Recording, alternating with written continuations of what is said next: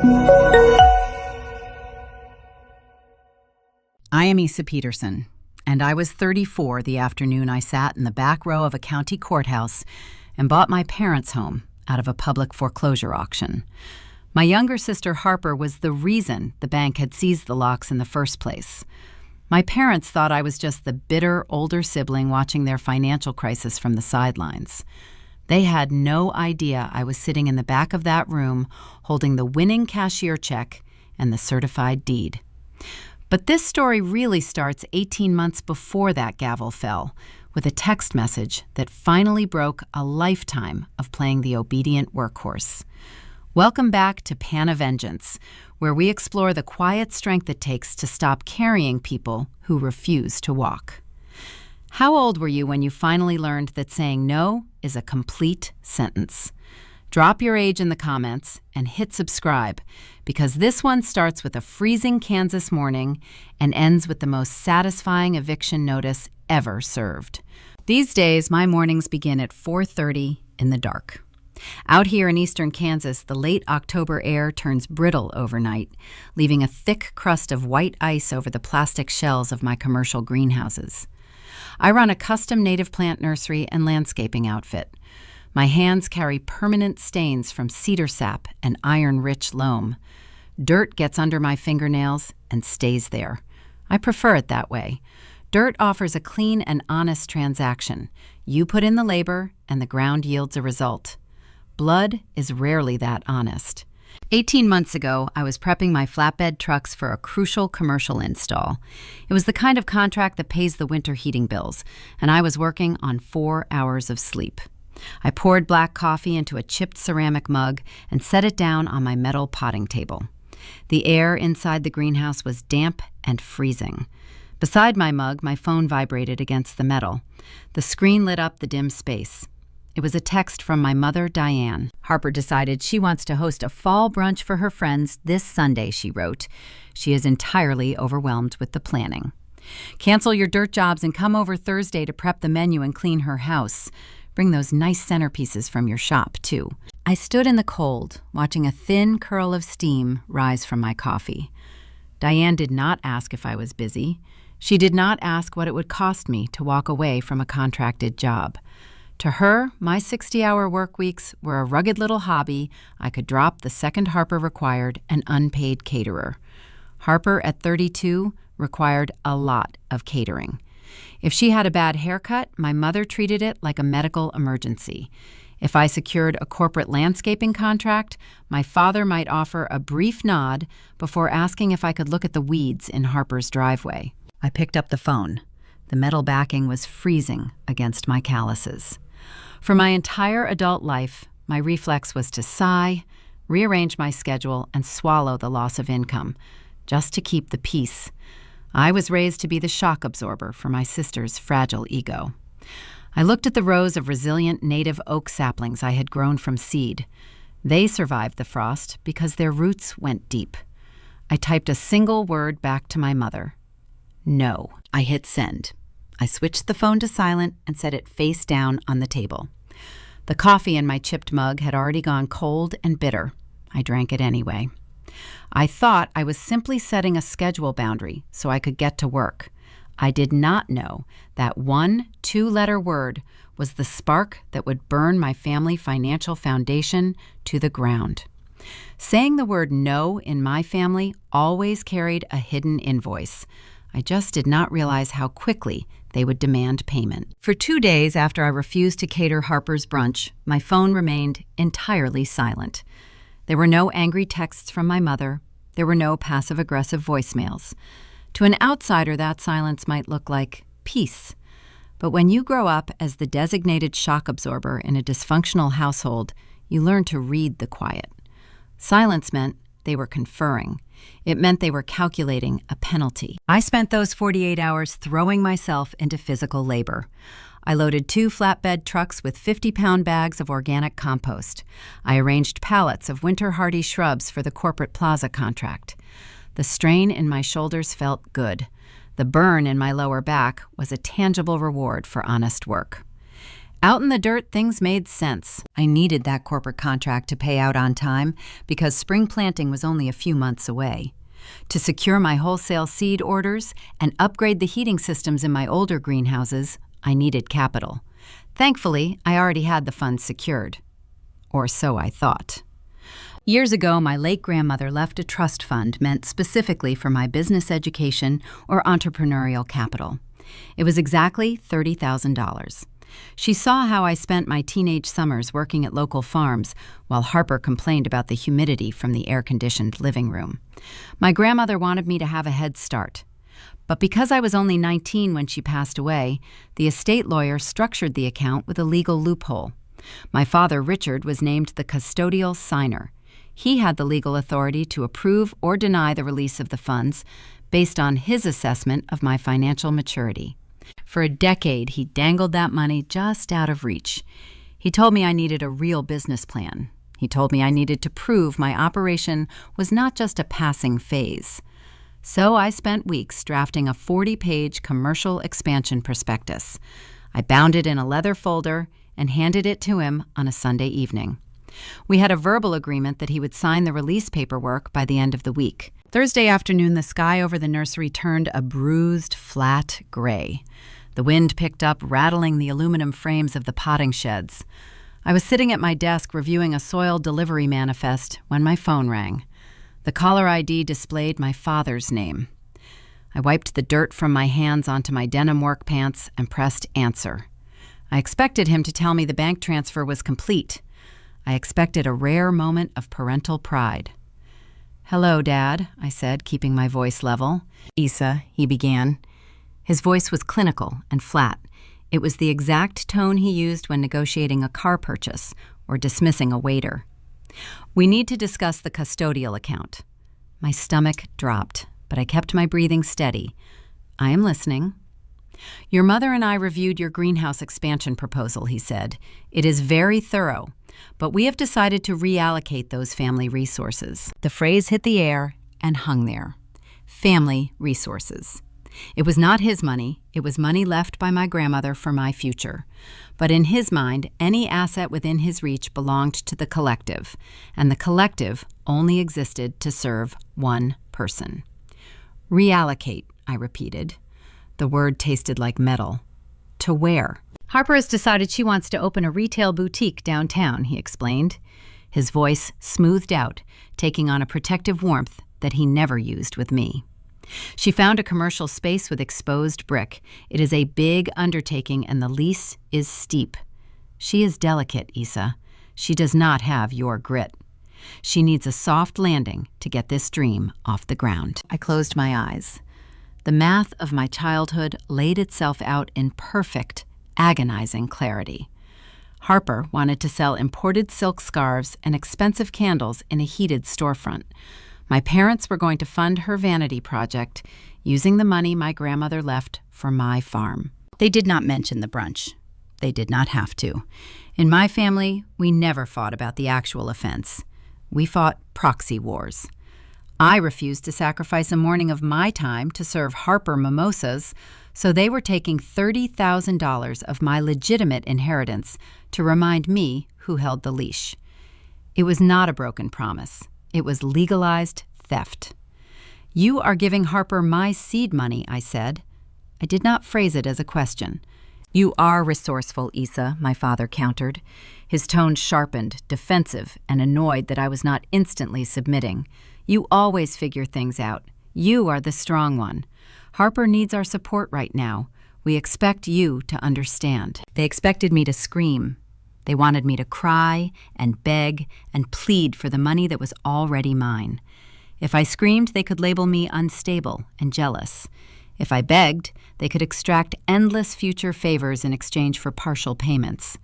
They wanted the emotional theater of my submission. I looked through the window of my office. The wind was whipping dead leaves across the gravel parking lot.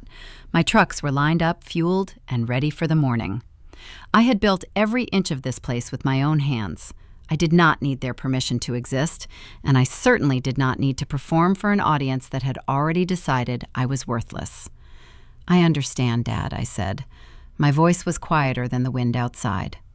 I understand perfectly. I pulled the phone away from my ear and tapped the red button. The call ended. I did not throw the phone. I did not sweep my paperwork off the desk. I just sat in the quiet of my office, listening to the rhythmic ticking of the wall clock. The betrayal was so deep it bypassed anger and settled into a strange, clarifying cold. I stood up from my chair and walked over to the corkboard hanging beside the door. Pinned to the center was my emergency contact sheet. It was a required form for my commercial insurance policy. On the top line, under primary contacts, I had printed Richard and Diane Peterson. I opened the top drawer of my desk and pushed aside a stack of invoices. I found a thick, heavy, inked red marker. I pulled it out and gripped the smooth plastic. I popped the cap off. The smell of the chemical ink was sharp and pungent. I walked back to the corkboard. I pressed the chisel tip of the marker against the paper. The ink bled into the white fibers instantly. I drew one single, straight, thick line through my father's name. I drew a second thick line through my mother's name. The red ink soaked through the page and stained the cork underneath. I stepped back and looked at the crossed-out words. I did not put the cap back on the marker. I tossed it onto the desk and let it dry out. I was entirely alone now. The realization should have been terrifying. Instead, it felt like stepping outside on a freezing winter morning and filling my lungs with clean, unbothered air. The fog of hoping they would eventually love me had evaporated. They were gone. I was an orphan by choice. But the cold reality of my situation remained. The frost was going to thaw soon. Spring planting would not wait for my grief. Without that $30,000, I could not buy my wholesale seed or heat the commercial tents. If I failed to deliver on my spring contracts, my entire business would fold. My parents knew that. They were banking on my failure to force me back under their roof. I looked at the stack of mail on the corner of my desk. Sitting on top was the property tax assessment for my small two-bedroom residential home. It was the only thing of value I owned, free and clear. If I had no safety net left, I was going to have to build my own parachute. The commercial bank downtown opened at 9 o'clock the next morning. I knew exactly what I had to wager to survive this. The heater in my Ford pickup rattled as I drove toward downtown Kansas City. On the passenger seat lay a plain manila folder. Inside that folder was the original deed to my residential property. It was a modest house built in the 1950s with creaking oak floors and a drafty front porch. But I owned it, free and clear. It represented 10 years of skipped vacations and delayed gratification. I parked outside the First Commercial Bank and killed the engine. The silence in the cab felt heavy. I rested my forehead against the cold steering wheel for a long moment. Wagering my business was one thing. Wagering my shelter was another. If I miscalculated the spring planting yields, or if the corporate plaza contract fell through, I would not just lose my nursery, I would lose my bed. The bank lobby smelled like lemon polish and recycled air. I sat across from a loan officer named Davis. He wore a starched blue shirt and examined my tax returns with a practiced, neutral gaze. He noted the steady upward trend of my revenue over the past 5 years. Then he looked at the appraisal of my house. He printed a stack of documents and slid them across the polished mahogany desk. The terms were harsh. The interest rate was steep. The bank required my home as the primary collateral for the commercial line of credit. I picked up the heavy brass pen. My mouth felt dry. The metal pen felt slippery against my fingers. I thought about my father handing over my grandmother trust fund to Harper for her boutique. They were giving my sister a safety net while forcing me to walk a tightrope without one. I pressed the pen to the paper and signed my name on the dotted line. I signed it 6 times. With every stroke of ink, I severed another invisible string attaching me to my family. The funds cleared 48 hours later. I did not celebrate. I went straight to work. I ordered the wholesale seeds and scheduled the delivery of 3 commercial-grade propane heaters for the uninsulated hoop houses. The expansion meant I could no longer run the daily operations alone. I needed a foreman who understood the brutal reality of agricultural labor. That is how I found Martha. Martha walked onto my gravel lot on a Tuesday morning looking for seasonal work. She was a 60-year-old widow with silver hair pulled into a tight braid and skin weathered by decades of Kansas sun. She wore faded denim overalls and steel-toed boots that had seen better days. During the interview, she did not try to charm me. She surveyed the rows of unpotted cedar saplings and accurately identified a mild nitrogen deficiency in the soil just by looking at the color of the leaves. I hired her on the spot. Within a week, Martha became the engine of the nursery. We worked side by side in silence for hours at a time. Growing up, my mother, Diane, required constant emotional maintenance. Every conversation with Diane was a minefield of fragile ego and hidden expectations. Martha was the exact opposite. She communicated through action. One afternoon, the temperature dropped and a biting sleet began to fall. We were rushing to unload a pallet of dormant rootstock before the freeze damaged the inventory. I was working barehanded because I had left my thin cotton gloves in the truck. My knuckles were cracked and bleeding from the frozen burlap sacks. I gritted my teeth and reached for another bundle. Something heavy hit my chest. I caught it before it fell. It was a pair of thick leather work gloves lined with fleece. I looked up. Martha stood on the opposite side of the pallet. She did not make a grand speech. "Save your hands, boss," she said. "You need them to sign the paychecks." She turned around and went back to hauling the rootstock. I slid my bleeding hands into the leather. The fleece was warm. The fit was slightly too large, but the thick hide protected my raw skin from the freezing burlap. I stood there in the sleet, realizing something profound. It was the first time in my 34 years of life that another human being had protected me without attaching a hidden invoice to the gesture. Martha did not want my gratitude. She did not want me to owe her a favor. She just wanted me to be safe. That pair of gloves forged a loyalty in me that blood never could. Spring approached, and the native plants took root. The greenhouses transformed into a sea of vibrant green. One Friday morning in early March, Martha invited her younger sister Brenda to the nursery for coffee before our shift started. Brenda worked down at the Wyandotte County Clerk office, handling property records and municipal filings. We sat on overturned plastic buckets in the break room, passing a battered thermos of dark roast coffee between us. Brenda looked tired.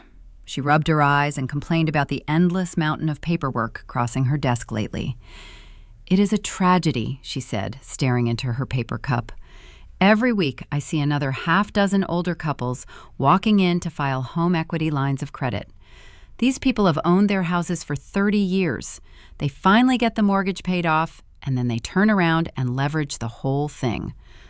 Martha shook her head. "What are they spending it on?" "Their kids," Brenda replied. "It is always the kids. The children want to start a risky business, or they racked up debt trying to look rich on the internet. So the parents put a lien on their own retirement shelter to bail them out. The banks approve the loans, and 6 months later, the kid defaults. Then the parents end up facing foreclosure at 65 years old. It breaks my heart to stamp those documents." I took a slow sip of my coffee. The hot liquid burned the back of my throat. I looked out the window at the rows of resilient, drought-resistant plants. Then I thought about Harper. Harper had leased a commercial storefront in the trendy downtown arts district. The retail spaces down there charged exorbitant monthly rents. They required expensive commercial insurance, custom lighting, and high-end inventory. My grandmother had left $30,000. That sum felt like a fortune to a farmer buying seeds and dirt. But in the world of boutique retail, $30,000 was nothing. It would barely cover the security deposit, the first 3 months of rent, and the cosmetic renovations. It certainly would not cover the wholesale cost of the imported silk scarves and luxury candles Harper planned to sell. The gears in my mind locked into place. Richard and Diane were retired. They lived on a fixed pension and Social Security. They had handed over my trust fund, but that well was going to run dry before Harper even opened her doors for the grand launch. Harper never learned how to budget because my parents always rushed in to absorb her deficits. But this deficit was going to be larger than anything they had ever faced. My parents owned their suburban house free and clear. It was their only real asset. I set my empty coffee cup on the workbench. A cold, calculating logic washed over me. Brenda was describing a financial plague sweeping through the county, but she was also handing me the exact blueprint of my family future. My parents had stolen my business capital to fund a sinking ship. They thought they had crippled me. They had no idea they had just unmoored themselves in the middle of a hurricane. I thanked Brenda for the coffee and walked out to the greenhouses with Martha. We had a spring rush to prepare for. I decided right then I would not waste another ounce of energy feeling betrayed by Richard and Diane. I did not need to seek revenge. I just needed to watch the calendar. Retail stores built on vanity and debt have a very predictable lifespan. It was only a matter of time before the boutique ran out of cash and the frantic text messages began to arrive. The Kansas soil does not tolerate weakness. You learn this early when you work the land for a living. My entire business model revolves around native species. I grow switchgrass and echinacea and bur oak saplings. These plants endure because they belong here. They send their roots deep into the clay, searching for water during the brutal July droughts. They survive the freezing winter winds because they do not rely on artificial conditions to stay alive. They are stubborn and resilient. My sister built her life on the exact opposite philosophy. Harper opened her retail boutique in the historic downtown Arts District just as the spring weather turned humid. She stocked the storefront with imported silk garments, handmade jewelry, and delicate tropical houseplants. She filled the display windows with fiddle-leaf figs and rare calatheas.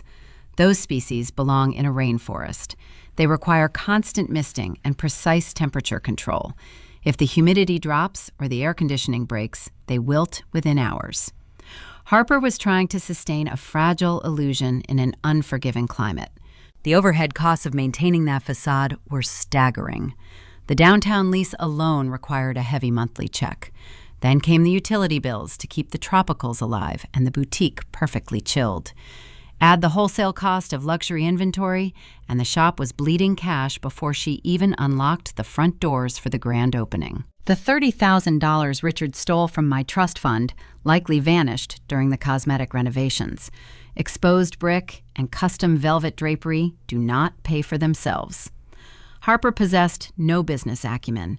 She believed that projecting the aesthetic of wealth would magically generate actual revenue. But local shoppers are pragmatic. They might buy a $50 candle once for a gift, but they do not return every week to sustain a high-end storefront. By midsummer, the reality of her ledger began to catch up with her vanity. I knew this without stepping foot inside her shop. The local wholesale suppliers talk. Delivery drivers mention which accounts are falling behind on invoices. The gossip painted a clear picture. The boutique was a sinking ship. I did not intervene. I focused on my own survival. I worked alongside Martha every day, fulfilling the corporate plaza contract and bidding on new commercial jobs. My native plants thrived in the sweltering heat. The nursery revenue climbed steadily. I paid the installments on my commercial bank loan ahead of schedule. My residential home remained safe. One Tuesday morning, the heat index crept toward 3 digits. The air inside the shade tents felt thick. I was standing at the metal potting bench, transferring a batch of bur oak saplings into larger 5-gallon buckets. My hands were caked in dark soil. Sweat stung the corners of my eyes. The oak saplings had thick, sturdy trunks and aggressive root systems. They fought you when you tried to move them. I liked that about them. My phone buzzed against the aluminum table. I wiped my forearm across my forehead and glanced down at the illuminated screen. The message was from my mother. Diane rarely texted me unless she needed free labor or a scapegoat.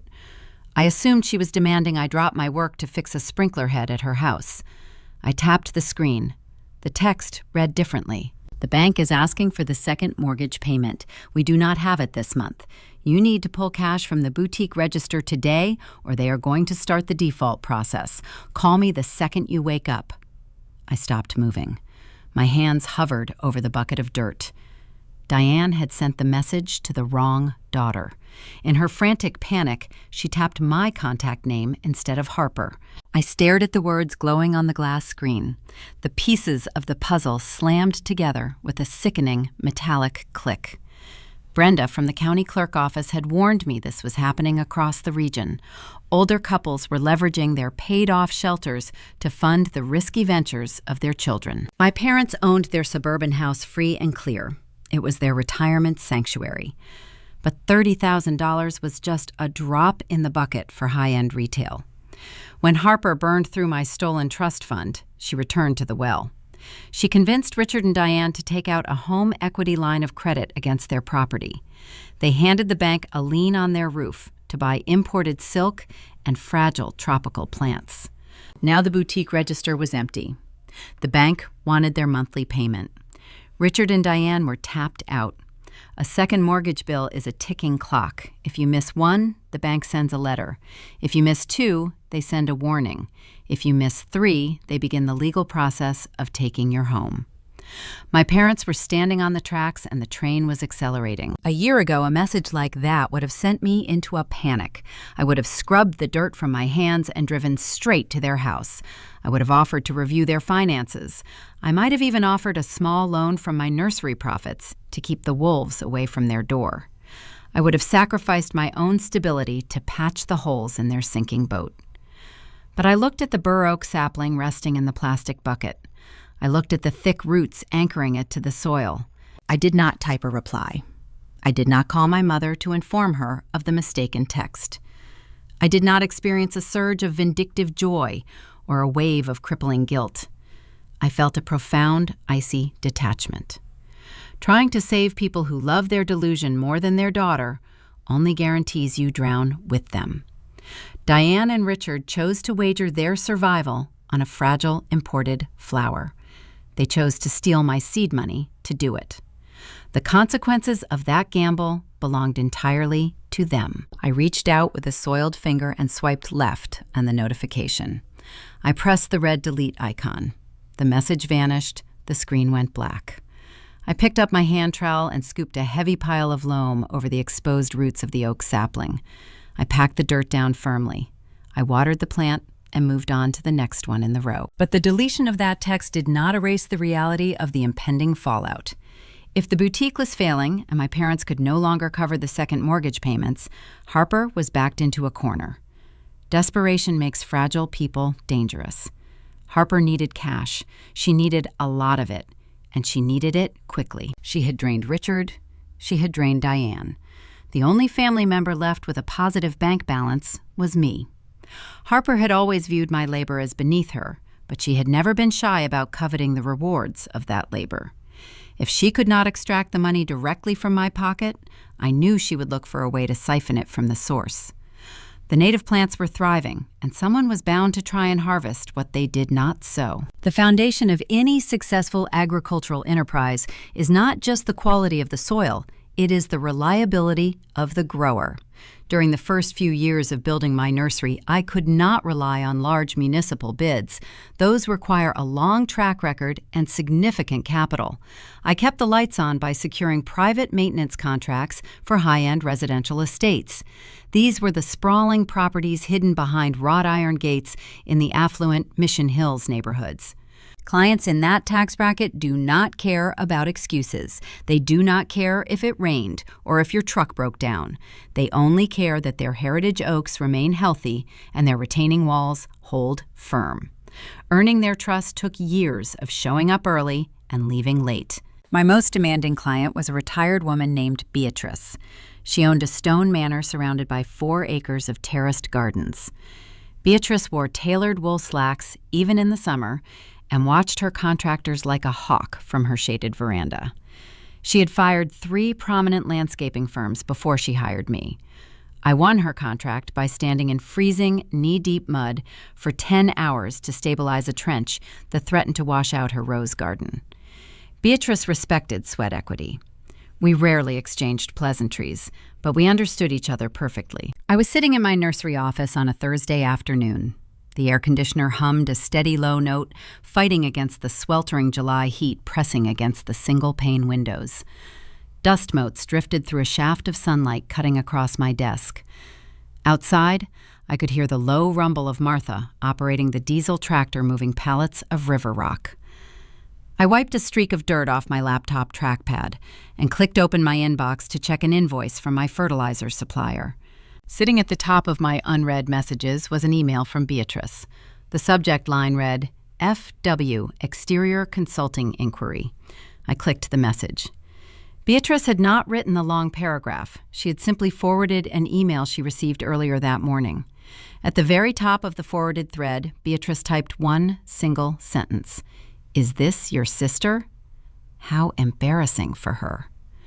I leaned back in my desk chair. The worn springs creaked. I scrolled down to read the original message. The email was sent from a professional-sounding address linked to Harper Boutique. Harper had somehow obtained a digital copy of the local country club directory. She used that list to blindly target the wealthiest homeowners in the county. The message was formatted with a cursive pink signature block and glossy stock photos of manicured European gardens. Harper pitched herself as a boutique spatial aesthetic consultant. She offered to redesign and manage private estate gardens for half the standard market retainer. She promised to bring an elevated, imported elegance to properties burdened by boring, conventional landscaping.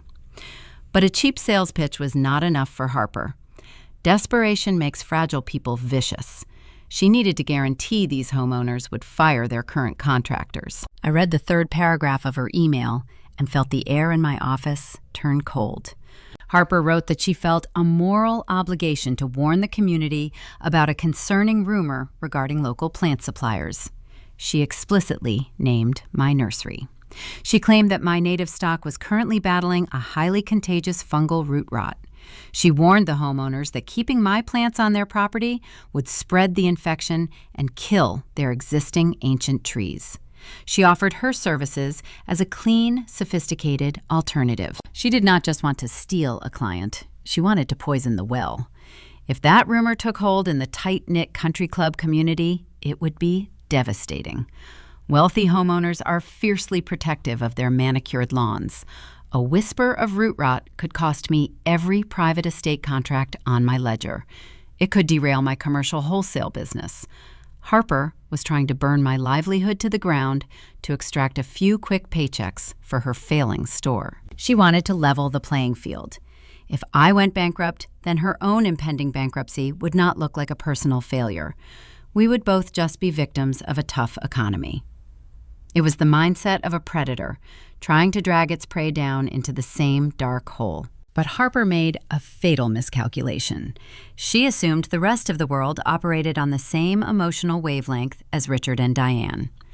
Our parents were easily manipulated by glossy aesthetics, a sob story, and a confident lie. Harper thought wealthy, self-made individuals like Beatrice would panic at a rumor and immediately hire the cheaper, prettier option.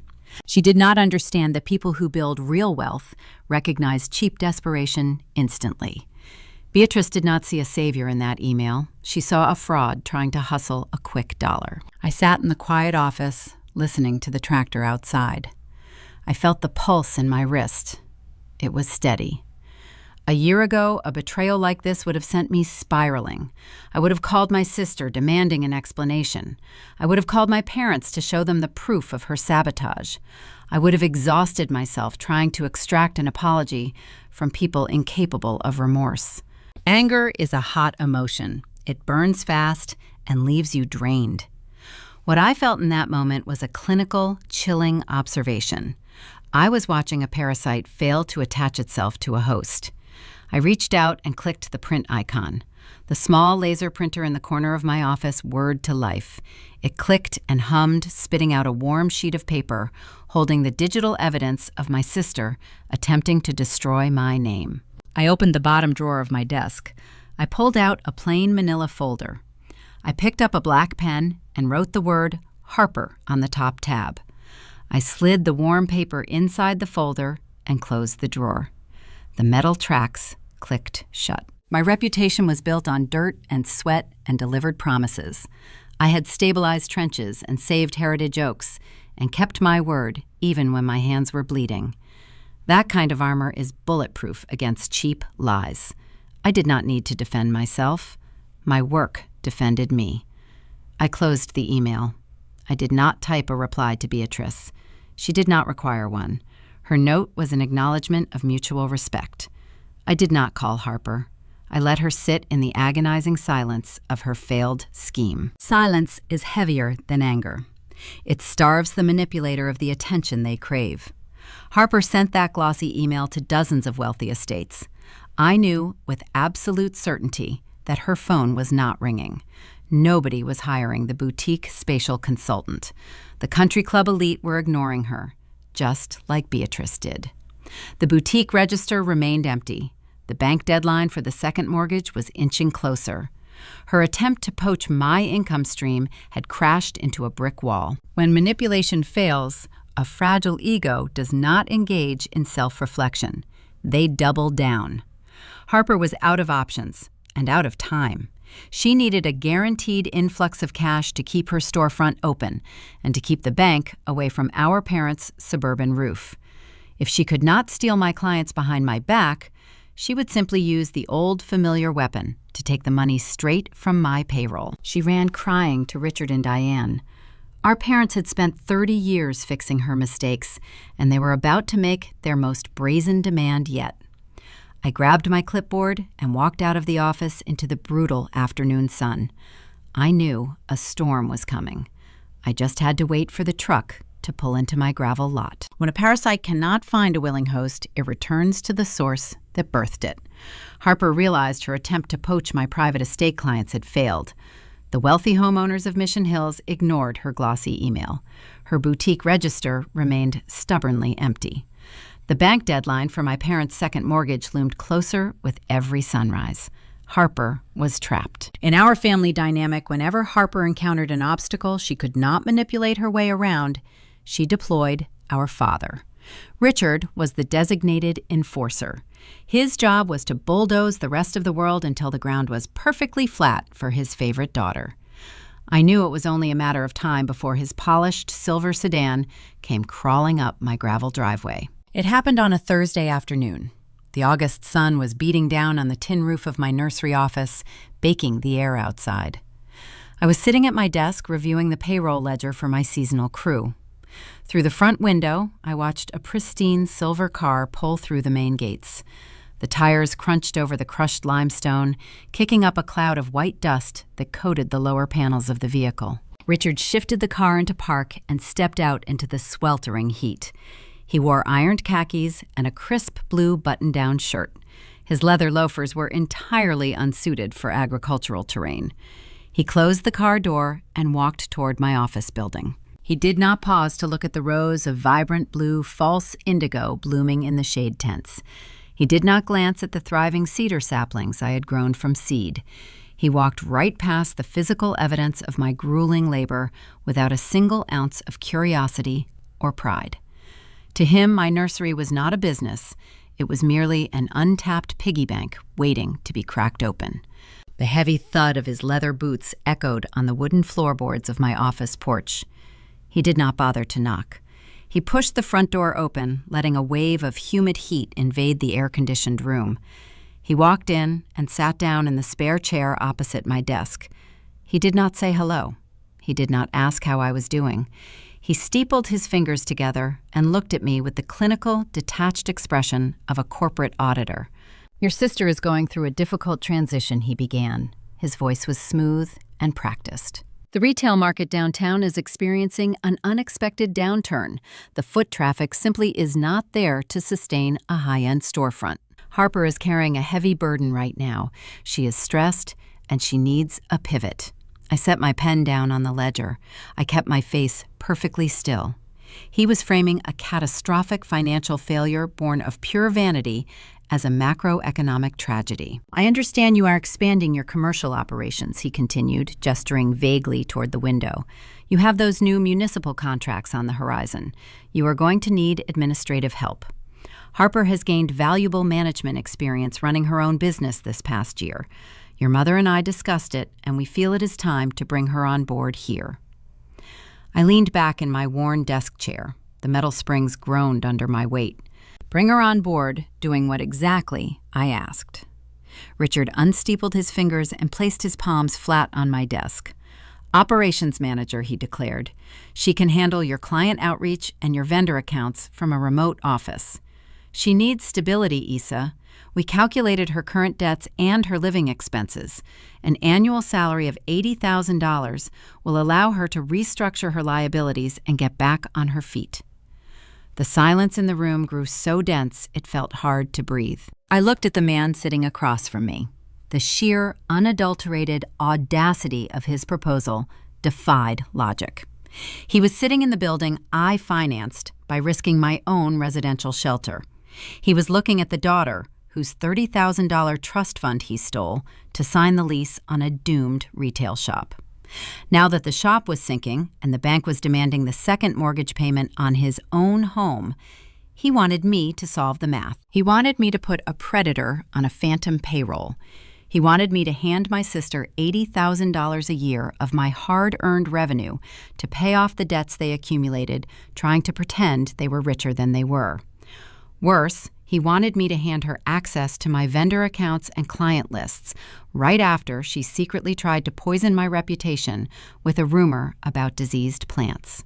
This is about family loyalty, Issa Richard said, his tone hardening when I did not immediately nod in agreement. We all have to pull our weight when someone is struggling. That is what families do. He stared at me, expecting the old, familiar compliance. He expected the obedient workhorse to lower her head and accept the harness. I let the silence stretch for another 10 seconds. I listened to the hum of the air conditioning unit. I listened to the faint sound of Martha running the tractor out in the yard. Then I focused on the sound of my own voice. It was cool and level. Harper does not know a weed from a willow, I said.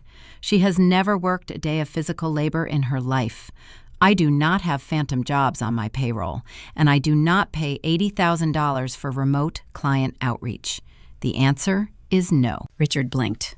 The practiced corporate mask slipped, revealing the simmering anger underneath.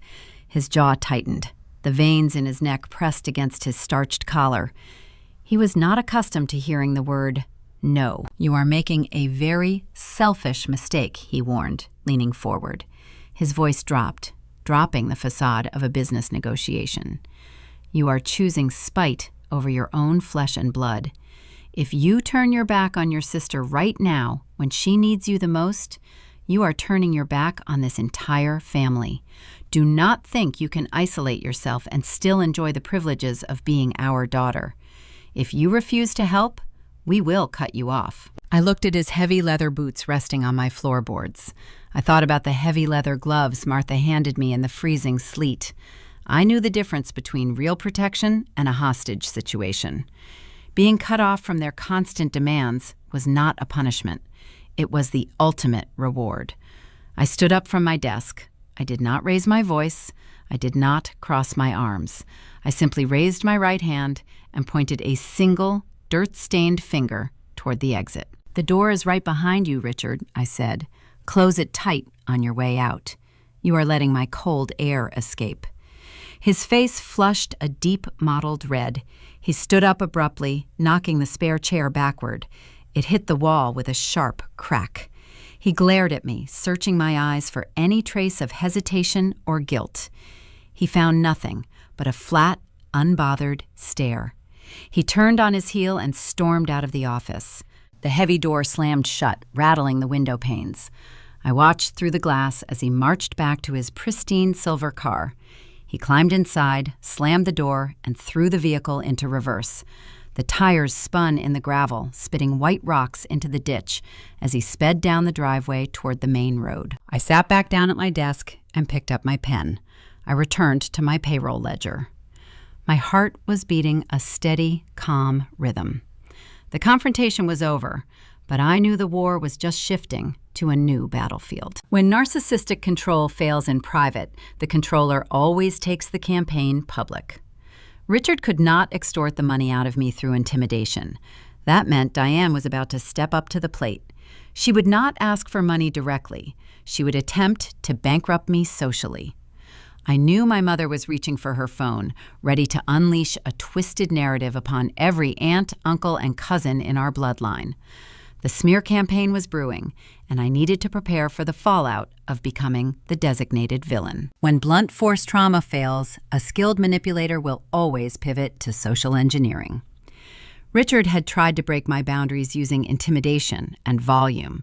He slammed doors and spun his tires, but he left my property empty-handed. Diane possessed a different kind of tactical mind. She understood that if you cannot extract a ransom from the hostage directly, you must turn the entire village against them. My mother weaponized pity the way a soldier handles a loaded rifle. She did not scream, she whispered.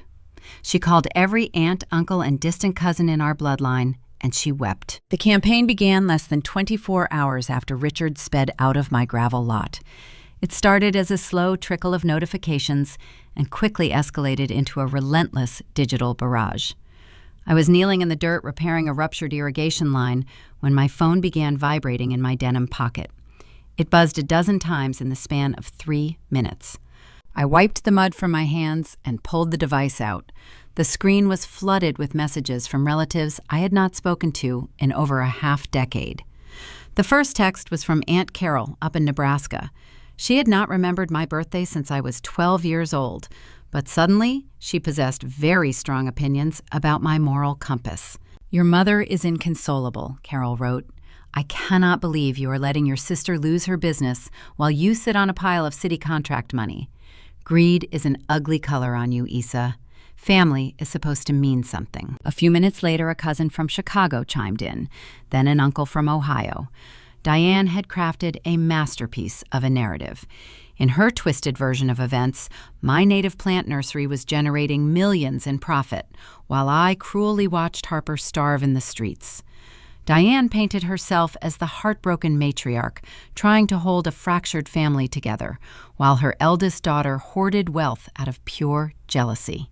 None of them knew about the $30,000 trust fund Richard liquidated. None of them knew about the second mortgage my parents took out to buy imported silk scarves. None of them knew about the glossy email Harper sent to Beatrice attempting to poison my reputation. Diane omitted those chapters. She fed our extended family a steady diet of half-truths and crocodile tears, knowing they would eagerly swallow the drama without ever asking to see the receipts. The strategy was obvious. It was a coordinated effort of social extortion. Diane wanted to make my isolation so agonizing that I would surrender. She calculated that the shame of being labeled the family villain would break my resolve.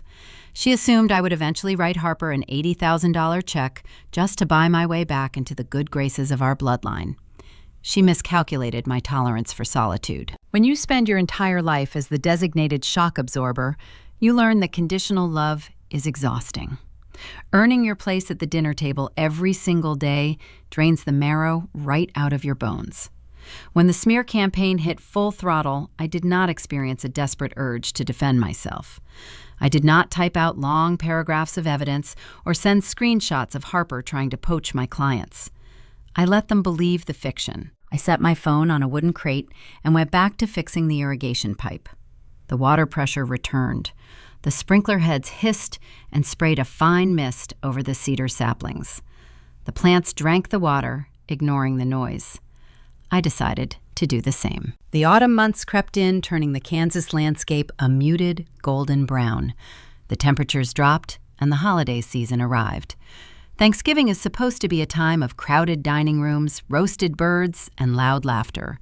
For the first time in 34 years, I received no invitation to the suburban house where I grew up. I spent Thanksgiving Day at the nursery. I gave Martha and the seasonal crew the long weekend off. The gravel parking lot was entirely empty. The sprawling property was quiet except for the low hum of the commercial propane heaters warming the insulated hoop houses. Around noon, I drove my pickup to a local diner out on the highway. I purchased a pre-made holiday meal packaged in a white styrofoam container. I drove back to the nursery, parked the truck, and carried my lunch into the main greenhouse. The air inside the structure was heavy, humid, and fragrant with damp earth. I grabbed a heavy-duty 5-gallon plastic bucket, overturned it in the center aisle, and sat down. I popped the squeaking styrofoam lid open. The meal was entirely unglamorous. The sliced turkey was cold. The mashed potatoes were dense, and the gravy had begun to congeal in the corner of the container. I picked up a plastic fork and took a bite. I looked up from my lap. Surrounding me in perfect, symmetrical rows were hundreds of winter-blooming azaleas. They are a fascinating species. They require a period of bitter, chilling frost to set their internal clocks. They endure the harsh freeze and then push out the most vibrant, startling colors imaginable. The aisle was an ocean of bright, resilient pink blossoms. I chewed the dry turkey and listened to the rhythmic ticking of the propane heater. A strange sensation settled in the center of my chest. It took me a moment to identify it because I had never truly felt it before. It was peace. I was sitting on an overturned bucket, eating a cold diner meal in a plastic box. My parents hated me. My sister wanted to destroy me. Every aunt and cousin in my contact list thought I was a monster. I was entirely separated from the people who shared my DNA. And yet, sitting in that humid aisle surrounded by thriving plants, I felt lighter than air. The smear campaign was not a punishment. It was a filtration system. Diane had inadvertently done me a massive favor. By spreading her toxic narrative, she had rallied every manipulative, enabling relative to her side and swept them out of my life in one efficient motion. I did not have to cut ties with them. They cut ties with me. The trash had carried itself out. I set the plastic fork down. I reached into my coat pocket and pulled out my phone. The screen displayed 4 new notifications from the family group chat. The thread was titled, Peterson Family Updates. I did not read the preview text. I knew it would be another layer of guilt, another manufactured crisis designed to make me fold. I tapped the details icon in the top right corner of the screen. I scrolled down to the notification settings. I pressed the toggle switch labeled Mute. The interface asked how long I wanted to silence the conversation. I selected the option for indefinitely. The toggle slid over and turned gray. The final thread connecting me to the chaos snapped. I placed the phone back into my pocket, picked up my plastic fork, and finished my Thanksgiving meal in the beautiful, quiet company of the azaleas. The winter months passed with no further contact. My nursery continued to flourish. The silence from my family was a profound relief, but my analytical mind knew the quiet carried a dark undercurrent. Silence from a predator does not mean they have stopped hunting. It simply means they have located a softer target. Harper was still trapped in a failing boutique. The imported silk was not selling. The commercial rent was still due. More importantly, the bank was still demanding the monthly payment on the second mortgage Richard and Diane had secured against their home. My parents were bleeding cash, and I was no longer an available tourniquet. If Harper could not extract my business revenue through a phantom payroll job, she was going to have to find another asset to liquidate. She had already drained their savings. She had already tapped their home equity. There was only one final piece of collateral left on the board. I did not know it yet, but Harper was preparing to pull a master stroke of manipulation. She was going to aim for the very ground beneath our parents' feet. The spring thaw was approaching, and Martha's sister Brenda was about to uncover a public filing at the county clerk office that would change the trajectory of all our lives. A full year slipped away without a single phone call from my bloodline. The seasons turned, operating on their own reliable clock. The harsh winter gave way to a muddy spring, and the native plant beds exploded with fresh, aggressive growth. My commercial business stabilized. The corporate contracts renewed. I stopped bracing for the sudden arrival of a silver sedan in my gravel parking lot. The silence was profound. I assumed the Peterson family drama had finally burned itself out. I was wrong. A fire does not extinguish itself when it has an entire house left to consume. The revelation arrived on a Tuesday afternoon in early May. The air was warm and smelled of damp mulch and diesel exhaust. Martha and I were standing in the main office reviewing the upcoming week delivery schedule. A stack of paper invoices sat between us on the wooden desk. The landline phone mounted on the wall began to ring. It was an old rotary-style machine, loud and abrasive. Martha reached over and unhooked the heavy plastic receiver. She held the phone to her ear and listened. Her weathered face, usually an unreadable mask of stoic calm, shifted. Her eyebrows knitted together.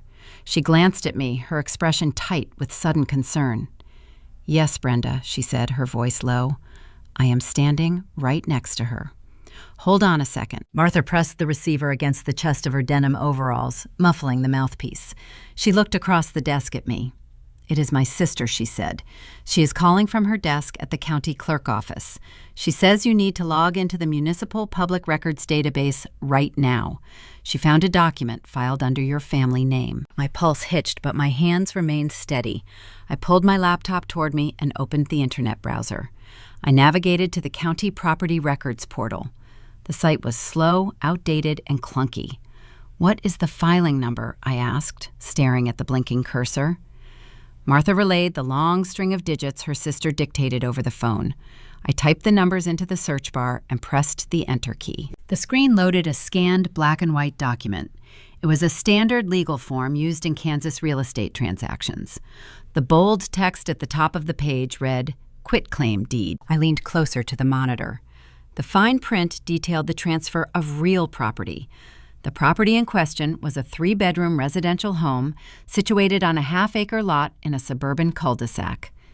It was the house I grew up in.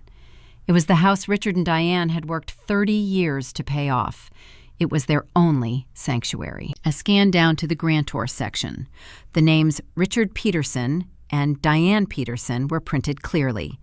Below their names were 2 signatures, executed in blue ink and notarized by a county official. I moved my eyes to the grantee section. This line indicated the individual receiving full legal ownership of the property. The name printed on the line was Harper Peterson. The air in my office went completely still. Martha hung up the landline phone and stood watching me. She did not ask questions. She let me process the weight of the document glowing on the screen. Harper had pulled off a masterclass in manipulation. I knew her boutique was hemorrhaging money. I knew the creditors were circling. Retail suppliers do not negotiate when invoices go unpaid for 6 months. They send collection agencies. Harper was cornered. She needed an asset to shield herself from bankruptcy. But our parents did not have any liquid cash left to give her. They had drained their savings and tapped their home equity to keep her afloat. They were tapped out. So Harper fabricated a crisis. She could not ask them for money, so she asked them for their shelter. Knowing how Harper operated, I could trace the blueprint of her lie with perfect clarity. She likely went to Richard and Diane crying about a phantom lawsuit. She probably claimed a disgruntled vendor or an aggressive creditor was coming after her, and by extension, coming after our parents, because they co-signed her original boutique lease. She would have framed it as an emergency. She would have told them the only way to protect the family home from being seized by these imaginary corporate predators was to temporarily hide the asset. She convinced them to sign the deed over to her name, assuring them it was merely a protective legal maneuver. Richard and Diane, blinded by their absolute devotion to the fragile golden child, believed her. They walked into a notary office and signed away their paid-off house. A quitclaim deed transfers ownership without any warranties or guarantees. Once the ink dries, the transaction is final. Richard and Diane were no longer the owners of their suburban sanctuary. They were legally nothing more than guests living in a house owned entirely by Harper. The golden child now held the ultimate power over their survival. I reached out and traced the digital scan of my mother's signature on the monitor screen. The loops of the cursive letters were identical to the handwriting I had seen 100 times before. It was the exact same signature she used to authorize the liquidation of my $30,000 trust fund. It was the exact same signature she used to endorse the theft of my seed money. A year ago, seeing this document might have triggered a desperate rescue attempt. I would have printed the deed, driven to their house, and demanded they hire a lawyer to reverse the transaction. I would have tried to save them from their own staggering gullibility. I would have thrown my body between them and the impending disaster. But I was no longer the designated shock absorber. I looked at the signature on the screen and felt an overwhelming wave of indifference. Richard and Diane built this bed. They constructed it out of favoritism, entitlement, and a refusal to hold their youngest daughter accountable. They handed the hammer and nails directly to Harper. Now they were going to have to lie in it. I moved my finger to the trackpad and clicked the red exit icon in the corner of the browser window. The document vanished. The screen returned to my standard desktop background. I closed the laptop. "Is everything all right, boss?" Martha asked, her voice rough with genuine concern. "Everything is exactly the way it is supposed to be, Martha," I replied. I stood up from my desk, grabbed my heavy leather work gloves, and walked out the door. The sun was shining. The native plants were thriving. The impending destruction of the Peterson family finances was no longer my circus, and those were no longer my monkeys. I threw myself back into the dirt. I had a business to run. And while my family was busy playing a high-stakes game of Monopoly with a sinking house, my own reality was about to explode in a direction none of them could have ever predicted. For the past 8 months, I had been quietly drafting a massive proposal. The city was launching an initiative to redesign all of its public parks using drought-resistant, sustainable landscaping. It was a multi-million-dollar municipal contract. The bidding process was grueling, requiring thick binders of environmental impact studies and projected budget analyses. I had submitted my final package 3 weeks ago. While Harper was stealing deeds and my parents were living in a delusion, I was waiting on a letter from the city council. The quiet peace I had secured was about to be shattered by an undeniable, monumental success. And success in a small town operates like a lighthouse beacon. It cuts through the fog and draws every desperate moth straight toward the flame. I did not know it yet, but the front page of the local newspaper was about to make my isolation impossible to maintain. The silence was ending. The weather was about to change permanently. The physical toll of running an agricultural business leaves very little room for daydreaming. While my parents and my sister engaged in a high-stakes game of real estate roulette, I kept my head down and focused on the soil.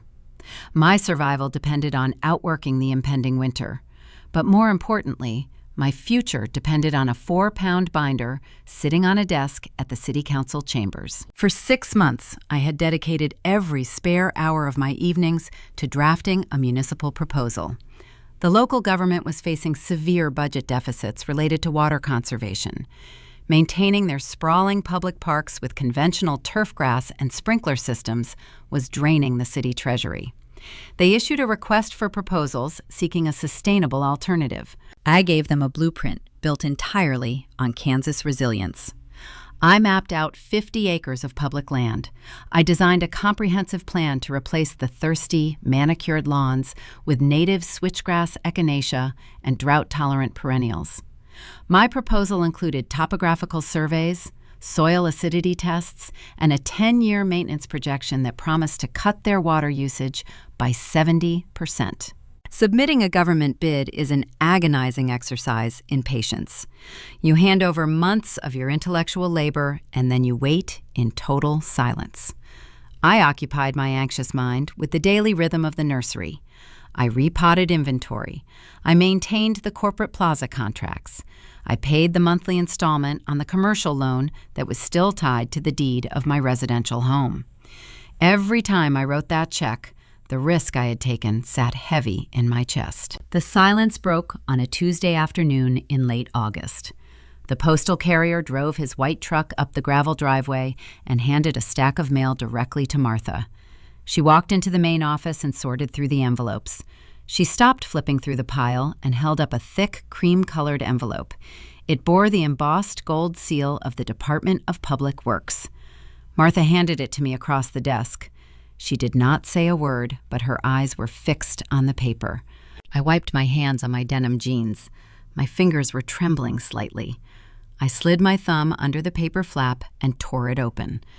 The envelope contained a single piece of heavy stock paper. I unfolded it and read the typed text. The opening paragraph was filled with dense bureaucratic jargon. I scanned past the formalities, searching for the operative verb. My eyes caught the bold text in the second paragraph. It is the decision of the City Council to formally award the Urban Sustainability Contract to Peterson Native Landscaping. I stopped breathing. I read the sentence a second time to ensure my eyes were not playing a cruel trick on me. The document outlined a 5-year exclusive agreement with a guaranteed option for an additional 5-year extension. The total valuation of the project was printed near the bottom of the page. It was a staggering number. It was the kind of number that alters the trajectory of a life permanently. I set the paper down on the desk. "Did we get it?" Martha asked, her voice rough. "We got it," I replied, staring at the gold seal. "We got all 50 acres. Martha let out a sharp breath that sounded remarkably like a laugh. She walked around the desk and wrapped her weathered arms around my shoulders in a brief, crushing hug. It was the first time we had ever broken our unspoken rule of professional distance. We did not need to pour champagne or shout in celebration. The weight lifting off my shoulders was intoxicating enough. That contract meant my financial independence was ironclad for the next decade. It meant I could hire a permanent year-round crew. But most importantly, the initial mobilization payout meant I could march into the commercial bank downtown and pay off my line of credit in one lump sum. The bank would release the lien on my small 2-bedroom house. My roof would belong to me again. I had waged a terrifying gamble against my own survival, and the ground had caught me. Municipalities love to generate positive public relations when they launch a new green initiative. The City Council issued a press release regarding the park redesign. 2 days later, a journalist from the county newspaper drove out to the nursery accompanied by a staff photographer. The journalist was a young man with a digital recorder and a spiral notebook. He asked me about my business model and my background. He wanted a human interest angle to soften the bureaucratic story. I answered his questions with careful precision. I talked about the importance of deep root systems in surviving the Kansas frost. I talked about hiring local labor. When he asked about my family history, I gave him a blank, polite stare and redirected the conversation back to the switchgrass. I refused to let Richard and Diane claim even a fraction of an inch in the narrative of my success. I built this empire in spite of them, not because of them. Before they left, the photographer asked for a portrait. I did not pose in my office. I called Martha over from the loading dock. We stood together in front of our heavy-duty diesel flatbed trucks, holding our battered leather work gloves. The photographer snapped the shutter. The feature article ran in the Sunday edition of the paper. I arrived at the nursery before dawn that morning. Martha was already sitting on the porch of the main office. Resting on her knee was a folded copy of the Sunday Chronicle. She handed it to me as I walked up the wooden steps. I looked down at the front page. The photograph was prominently displayed above the fold. Martha and I looked tired, grounded, and undeniably formidable. The headline read, "Local Grower Secures Historic City Contract for Sustainable Future." The subtext detailed the scope of the project and mentioned the multi-million-dollar valuation of the municipal initiative.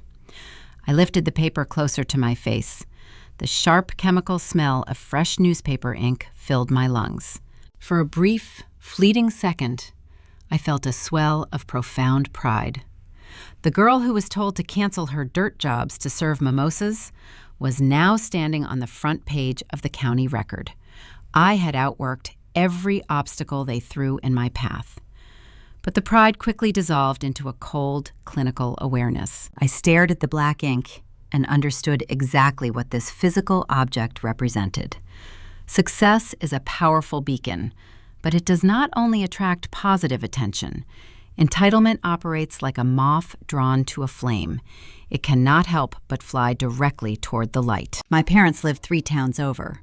Diane subscribed to the Sunday Delivery. She drank her morning tea and read the local features religiously. Richard always scoured the business and municipal sections to complain about local taxes. Harper spent her mornings scrolling through local social media pages where the newspaper regularly posted their top stories. By noon today, all 3 of them would see this photograph. They would read the headline. They would see the staggering financial valuation printed in black and white. They would do the math. Harper was currently drowning in retail debt, holding a quitclaim deed to a house she could not afford to maintain. Richard and Diane were living under a roof they no longer owned, stripped of their savings and desperate for a miracle. And now their discarded workhorse was publicly holding a winning lottery ticket. I folded the newspaper in half.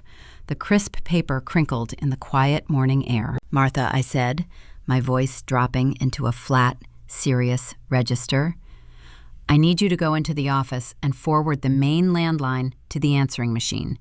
If anyone drives up to the front gate who is not on the vendor schedule, you tell them we are closed for a private event. Do not let anyone pass the gravel lot." Martha looked at the newspaper in my hand and nodded. She understood the assignment. "I am on it, boss," she said, standing up and walking through the front door. I followed her inside. I walked behind my desk and opened the bottom drawer. The metal tracks glided smoothly. I reached in and pulled out the plain manila folder with the word Harper written on the tab. I placed it squarely in the center of my desk. The silence of the past year was officially over. I knew the fallout of this public victory was going to be swift and ruthless. I sat down in my chair and looked at the telephone mounted on the wall. The weather was about to change. I just had to wait for the storm to make landfall. The storm did not make landfall on Sunday. The weekend passed in a heavy, dense quiet. I spent my Sunday evening walking through the greenhouses, checking the moisture levels in the soil beds, and listening to the rhythmic hum of the ventilation fans. I knew the newspaper was sitting on coffee tables and kitchen counters across the county. I knew my face and my financial valuation were printed in stark black ink for everyone to see. I went to sleep that night with my personal cell phone resting on the wooden nightstand beside my bed. The silence shattered at 5 o'clock on Monday morning. The sky outside my bedroom window was still pitch black. The air in the room was cool. My phone began to vibrate against the wood, emitting a sharp, persistent ringtone. I did not route my personal cell phone through the nursery answering machine. Only a handful of people possessed this specific number. I reached out from under the quilt and picked up the device. The bright screen illuminated the dark room. The caller identification displayed my mother name. It had been 8 months since I muted the family group chat. It had been an entire year since Richard stormed out of my office demanding a phantom payroll job for my sister. Throughout my solitary Thanksgiving and my grueling winter planting season, Diane had not reached out a single time to ask if I was alive. I sat up and leaned my back against the headboard. I pressed the green icon and brought the speaker to my ear. I did not say hello. I just waited. A ragged, wet intake of breath echoed through the receiver. It was followed by a loud, theatrical sob. "Isa," my mother cried. Her voice was trembling thick with panic and disbelief. "Isa, now I understand." I kept my breathing steady. I looked at the dark silhouette of the oak tree outside my window. Diane was a woman who spent 3 decades watching me stand alone on the losing side of every family decision. She watched her husband steal my $30,000 trust fund. She actively participated in a smear campaign that isolated me from every living relative we possessed. But apparently, experiencing one single fraction of betrayal was enough for her to claim she finally understood my entire existence. "You understand what, Diane?" I asked. My tone was flat, void of any sympathetic warmth. "Harper is kicking us out," she wailed. The words tumbled out of her mouth in a frantic, rushed stream. "She came over last night, Isa. She walked right into the kitchen while your father was reading the paper. She told us we have 30 days to pack our belongings and vacate the premises. She is putting the property on the market." I let the information settle. The quitclaim deed Harper had orchestrated the previous year was functioning exactly as designed. My sister held total legal ownership of the suburban sanctuary Richard and Diane had spent their entire adult lives paying off.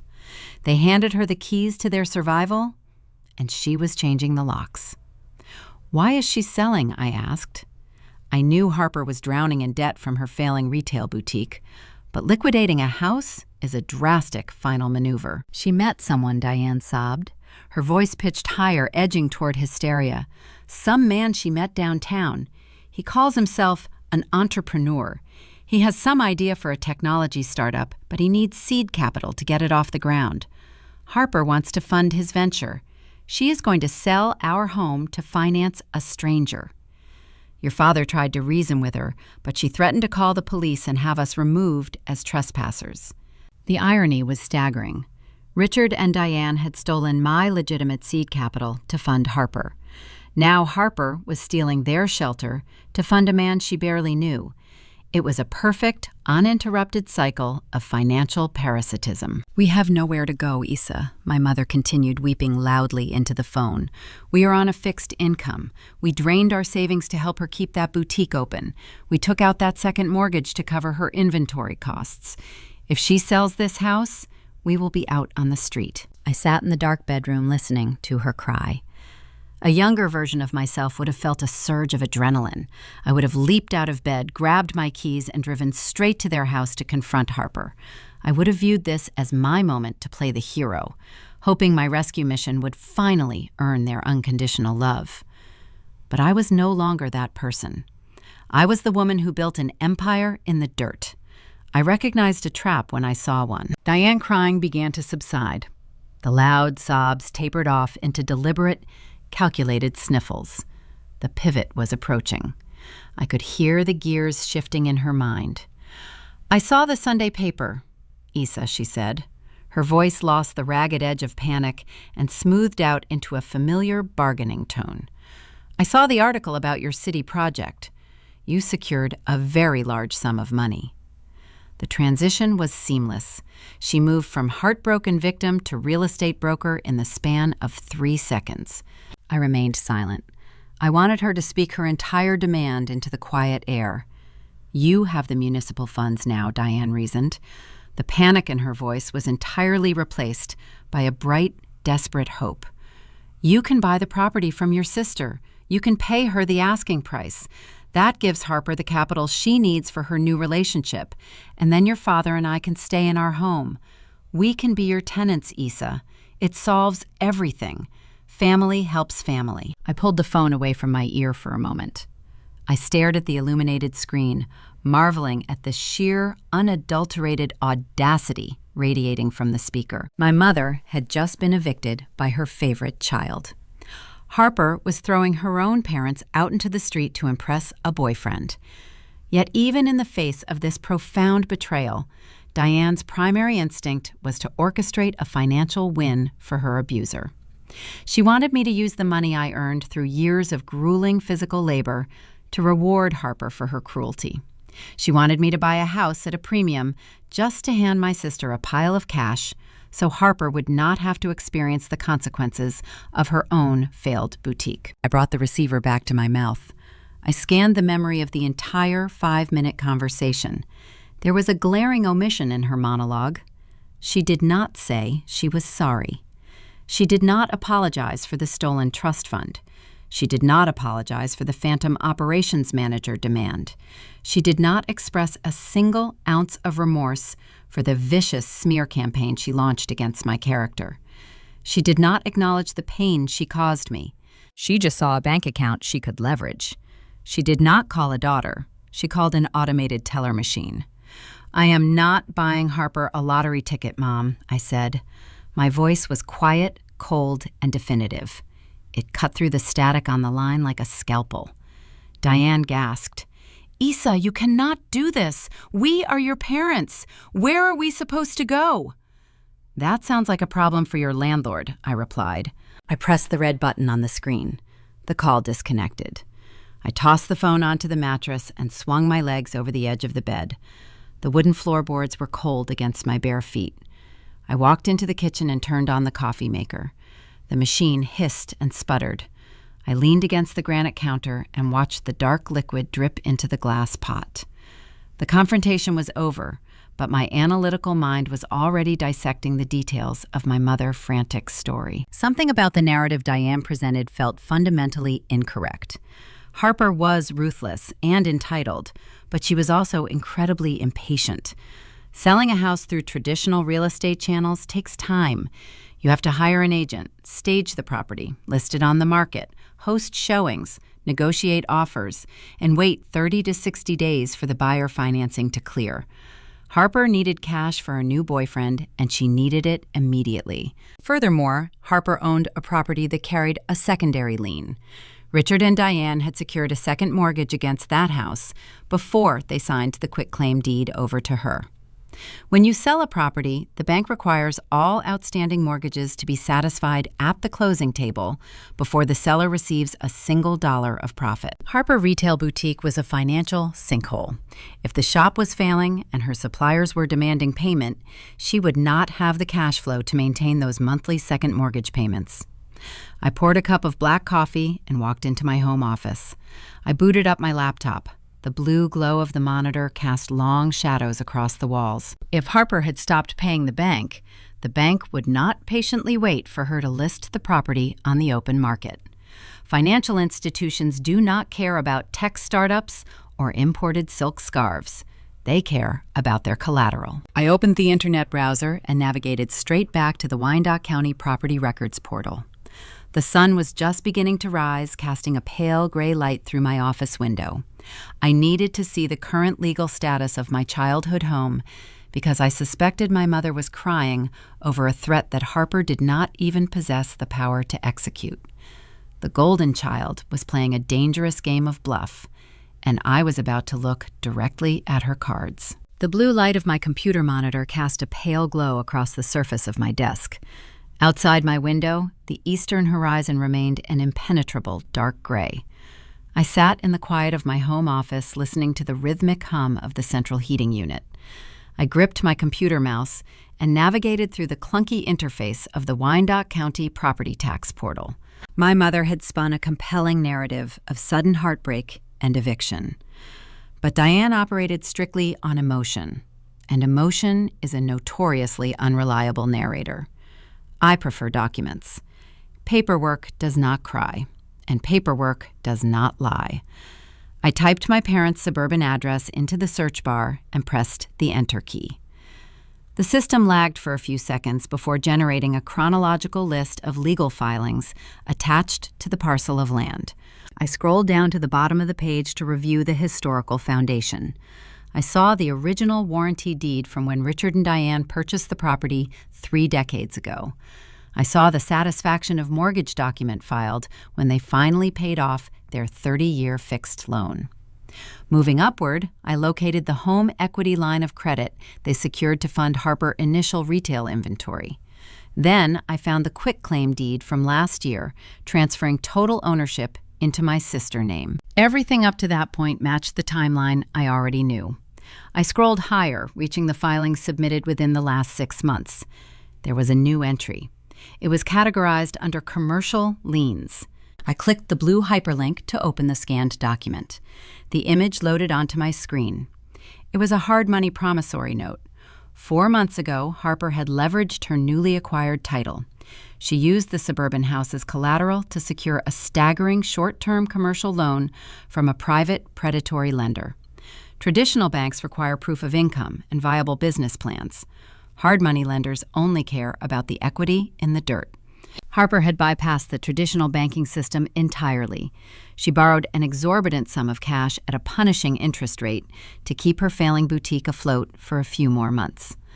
I closed the promissory note and looked at the very top of the list. The most recent filing was dated 3 weeks ago. The document classification read, Notice of Default and Election to Sell. I clicked the link. The scanned page appeared in stark black ink.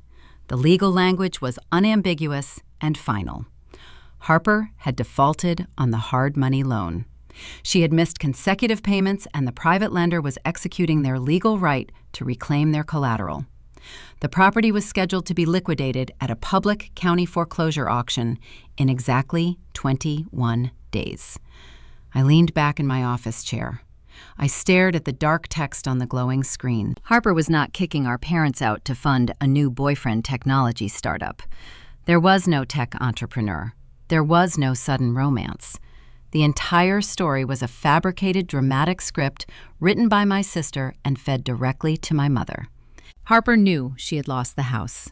She knew the foreclosure auction was unavoidable. The public notice had already been filed with the county clerk.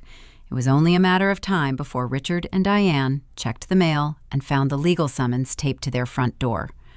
Harper was running out of time before her ultimate betrayal was exposed, so she engineered a preemptive strike. She needed cash to flee the wreckage of her retail boutique. She could not sell a house burdened by 2 defaulted mortgages on the traditional real estate market. No title company would clear the transaction. She needed an off-the-books, untraceable cash infusion. She looked at my municipal contract feature in the Sunday newspaper and saw her exit strategy. Her plan was brilliantly predatory. She fed Diane a story about a selfish eviction for a new boyfriend, knowing Diane would panic. She calculated that Diane would immediately call me weeping and desperate. The ultimate goal was to manipulate my sudden influx of city funding. Harper wanted Diane to convince me to execute a private emergency cash buyout. If I wrote a direct check to Harper under the guise of buying the house to save our parents, she would pocket the money and disappear. A few weeks later, the county sheriff would still show up to evict Richard and Diane because the private lender still held the legal claim to the property. Harper would be gone with my cash, and I would be left holding a worthless piece of paper. She did not view her family as people. We were merely financial instruments waiting to be played. The delicate, fragile golden child was in reality a calculating financial predator. I highlighted the notice of default document and hit the print command. The laser printer on my desk whirred and spat out the warm sheet of paper. I folded the document in half. I turned off the computer, picked up my truck keys, and walked out the front door. The morning air had shifted. The humidity broke, yielding to a sudden, heavy downpour. Large drops of rain slapped against the metal roof of my porch. I sprinted to my pickup truck and climbed inside. I tossed the folded foreclosure notice onto the passenger seat and turned the ignition. The engine roared to life. I drove toward the nursery while the rain lashed against the windshield. The wipers beat a steady, frantic rhythm, clearing the glass only for the water to instantly blur the world again. I parked the truck in the gravel lot outside the main greenhouse. The lot was empty. Martha and the crew were not scheduled to arrive for another hour. I turned off the engine, but I did not step out into the rain. I sat in the quiet cab of the truck, listening to the storm drumming against the steel roof. I looked over at the stark black ink bleeding slightly through the folded white paper on the passenger seat. For 34 years, I had operated under the assumption that my family was simply misguided. I thought Richard and Diane were blinded by parental favoritism. I thought Harper was just a spoiled sibling who never learned the value of $1. I spent my entire life trying to be sturdy enough to survive their mistakes. Sitting in the cold truck cab, watching the rain wash over the dirt, I realized they were not making mistakes. They were making choices. They chose to steal my grandmother trust fund. They chose to demand my business payroll to cover their debts. They chose to launch a smear campaign to isolate me. And Harper chose to risk the roof over her parents' heads to sustain the illusion of her own success. There was no fixing this dynamic. There was no reasoning with a parasite. You cannot negotiate with an invasive vine that is actively trying to choke the life out of your roots. You can only cut it at the base and let it wither. I reached over and picked up the folded paper. I traced my thumb over the edge of the page. I was not going to save my parents from the foreclosure. They handed their shelter to a predator, and they were going to experience the blunt force consequence of that decision. But I was also not going to let a private commercial lender take the house I grew up in and flip it for a cheap profit. An idea began to take root in my mind. It was a cold, quiet plan. It had nothing to do with salvation or familial duty. It had everything to do with establishing permanent, unshakable finality. The bank auction was scheduled for the end of the month. Anyone with a certified cashier check could stand in the back of that courthouse room and place a bid. I tucked the folded paper into my jacket pocket and opened the truck door. I stepped out into the driving rain. My boots sank into the wet gravel. I walked toward the main office to unlock the doors and start the workday. I knew my refusal to engage with Diane earlier that morning had severed Harper Proxy's strategy. My mother had failed to extract the ransom. That meant Harper was out of invisible avenues. The golden child was cornered, broke, and running out of hours. If she wanted my municipal contract money, she was going to have to leave the pristine, polished floors of her boutique. She was going to have to drive out to the country, step into the dirt, and demand it from me face to face. I unlocked the office door and turned on the overhead lights. I walked behind my desk and waited. I knew the designer heels were going to hit my mud before the week was over. The anticipation of a confrontation is often more exhausting than the event itself. I spent 3 days running the daily operations of the nursery, waiting for the inevitable arrival of my sister. The rain that started on Monday continued through Wednesday, turning the gravel lot into a slick, uneven expanse of red Kansas clay. It was the kind of mud that ruins anything it touches, sticking to tires and pulling the boots right off your feet. I welcomed the weather. I knew Harper operated on aesthetics, and the mud stripped away any illusion of glamour. Thursday morning, the sky cleared, leaving behind a humid, heavy heat that baked the moisture out of the topsoil. I was standing near the loading dock, supervising the crew as they secured a pallet of drought-resistant perennials onto a flatbed trailer. The municipal project required precise logistics, and my focus was entirely on the inventory manifest. The sound of an engine revving aggressively cut through the low idle of our diesel trucks. A sleek, black luxury sedan turned sharply off the county road and accelerated up my driveway. The driver ignored the posted speed limit signs entirely. The sedan fishtailed slightly as the pristine tires hit the saturated clay, kicking up thick, heavy clumps of wet earth across the polished side panels. The car skidded to a halt near the main office steps, blocking the exit path for my commercial trucks. The driver's side door swung open. Harper stepped out. She was dressed for a downtown luncheon, not an agricultural site. She wore tailored cream-colored trousers, a silk blouse, and expensive beige suede heels. She took one step away from her vehicle, and her right heel immediately sank 2 inches into the thick red mud. She let out a sharp cry of disgust, pulling her foot free. The pristine suede was coated in a thick layer of dark sludge. The delicate golden child was finally standing in my world, and the ground was actively rejecting her. I handed the inventory clipboard to Martha. "Keep them loading," I said, my voice low and steady. I walked slowly away from the loading docks toward the office porch. Harper was struggling to maintain her balance on the uneven, saturated ground. She abandoned any attempt at elegance and began marching toward me, her face flushed a furious, mottled pink. "You ignored Mom phone calls," she shouted, before she even reached the wooden steps. Her voice was shrill, cutting through the heavy, humid air. I stopped at the base of the porch stairs and crossed my arms over my chest. I did not raise my voice to match hers.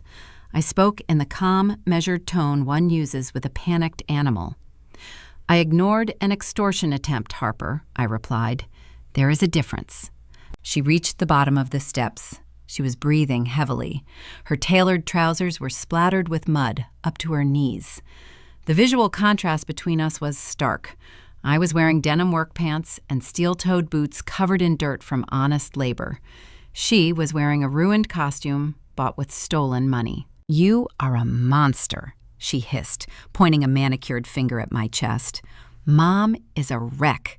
She is packing boxes in the living room, crying her eyes out because you are sitting on a massive city payout and refusing to lift a single finger to save the family home. You are a terrible, selfish daughter." I looked at her extended finger. The sheer velocity of her projection was almost impressive. She had orchestrated the quitclaim deed. She had secured the predatory hard money loan. She had defaulted on the payments and triggered the bank foreclosure. Yet she stood in my mud, screaming that the impending eviction was my moral failure. "You are not selling the house to fund a tech startup, Harper," I said, keeping my voice entirely flat. I checked the county portal. The hard money lender filed a notice of default 3 weeks ago. The property goes to a public auction at the end of the month. Harper froze. Her manicured finger slowly lowered. The furious flush on her face drained away, leaving a pale, sickly pallor. The facade of the powerful, independent business owner shattered, exposing the terrified, desperate fraud underneath. She realized the narrative she had carefully constructed for Diane was completely useless here. I had seen her cards. The silence stretched between us thick and heavy. Then the desperation mutated into viciousness. When guilt and manipulation fail, a narcissist will instantly pivot to a threat. They cannot comprehend a scenario where they do not possess leverage. Harper took a step closer. Her remaining clean shoe sank into the clay. "You think you are so smart," she sneered, her voice dropping into a low, venomous register. "You think you are untouchable because you won some ridiculous landscaping bid. You do not know how the real world works, Issa." She reached into her designer handbag and pulled out her cell phone. She tapped the screen aggressively. "I spoke to a lawyer yesterday," she lied, her eyes narrow and calculating. "He told me I have grounds for a massive civil suit. You stole proprietary spatial design concepts from my boutique to secure that municipal contract. You committed corporate espionage against your own sister." I stared at her. The accusation was so wildly absurd, it bordered on comical. I grow native Kansas grasses. Harper sold imported silk scarves. There was absolutely zero overlap in our professional industries. But civil lawsuits do not require immediate proof to inflict damage. They only require paperwork. "If I file an injunction tomorrow morning," she continued, a cruel, triumphant smile twisting her mouth, "the city council will immediately freeze your project funds. Municipalities do not disperse payments to contractors entangled in active intellectual property litigation. Your operation will grind to an absolute halt. You will default on your wholesale seed orders. You will lose your crew. I will drag this out in civil court for years until your rugged little dirt farm goes bankrupt." She was playing her final desperate card. She was explicitly threatening to hold my hard-earned independence hostage in the legal system unless I paid her ransom. Unless, what I asked, letting her finish the extortion pitch. "Unless you write me a certified cashier check for $100,000 right now," she demanded. "You give me the cash to stop the foreclosure and buy me time to relocate my business, and I will walk away. We never have to speak again. It is a cheap price to protect your precious city contract." She stood there, breathing hard, waiting for my reaction. She expected panic. She expected me to calculate the devastating cost of frozen municipal funds and fold under the pressure. She thought the threat of losing my empire would break my spine. I looked at the woman standing in front of me. I looked at the ruined suede heels and the desperate, hollow greed in her eyes. I did not feel fear. I did not feel anger. I felt the profound, total exhaustion of dealing with a parasite. I took one step forward, closing the distance between us. I looked down at her. "File it," I said. My voice was quieter than the idle of the diesel engines. Harper blinked. Her cruel smile faltered. "What?" "File the injunction," I repeated, articulating every syllable with deliberate, icy precision. "Call your imaginary lawyer and file the paperwork tomorrow morning. My corporate attorneys bill at $400 an hour. They are bored and they are ruthless. They will enjoy dismantling a frivolous extortion attempt. When they countersue for malicious prosecution and legal fees, they will drain whatever imaginary assets you have left." I leaned in slightly. "Do not ever drive onto my property and threaten my livelihood again." Harper stared at me. The reality of the situation finally penetrated her delusion. She had no leverage. She had no power. The obedient workhorse was gone, and she was staring at a concrete wall. She let out a frustrated, incoherent scream. She spun around to march back to her luxury sedan. She moved too quickly. Her left foot pivoted, but her suede heel remained firmly suctioned deep in the thick red clay. Her foot slipped out of the shoe. She stumbled, catching her balance against the side panel of her car, leaving a muddy handprint on the pristine black paint. She looked down at the ruined, expensive heel buried in my dirt. She looked back at me, her chest heaving with humiliated fury. She did not attempt to retrieve the shoe. She yanked her car door open, climbed inside barefoot on her left side, and slammed the door shut. The engine roared. She threw the car into reverse, tore backward down the driveway, and sped away toward the county highway, leaving a trail of white dust in her wake. I stood in the humid air and watched the sedan disappear. The silence returned to the nursery, broken only by the steady hum of the loading dock. I walked over to the patch of mud where my sister had stood. I reached down and pulled the beige suede shoe out of the clay.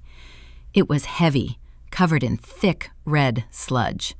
I carried it over to the large industrial metal dumpster sitting beside the office porch.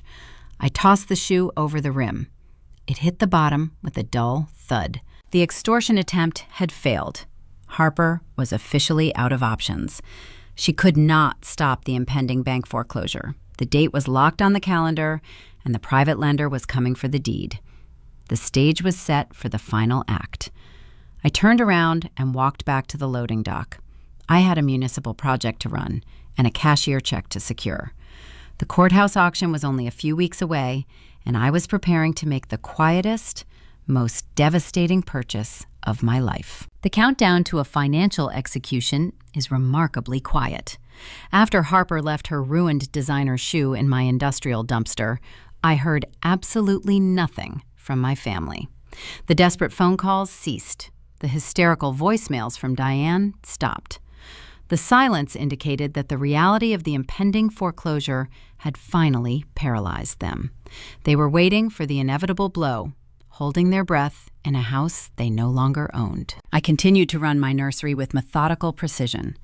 The initial mobilization funds from the municipal contract cleared my commercial account. I paid off the bank loan attached to my residential property, securing my own shelter permanently. I hired a secondary crew to handle the corporate plaza maintenance, freeing Martha and myself to focus entirely on the massive public park redesign. While I orchestrated the delivery of 10,000 native prairie grass plugs, I also quietly arranged my personal finances for a completely different kind of acquisition. 3 weeks passed. The final Tuesday of the month arrived, bringing a crisp, clear morning that signaled the approaching autumn. I woke up at dawn, drank my black coffee, and dressed in my standard work uniform. I pulled a pressed navy blazer out of the closet and slipped it on over my denim shirt. I folded a certified cashier check into the inside pocket of the jacket. I did not tell Martha where I was going. I simply informed her I had a brief administrative errand to run downtown and would return before noon. I drove my pickup truck to the Wyandotte County Courthouse. The building was an imposing block of gray brutalist architecture surrounded by manicured lawns and concrete steps. I parked, walked through the metal detectors at the security checkpoint, and followed the faded brass signs directing citizens to the public auction room. We have arrived back at the beginning of the story. The overflow room smelled like industrial pine cleaner and stale air. I found an empty seat in the back row. A dozen people occupied the folding chairs scattered throughout the space.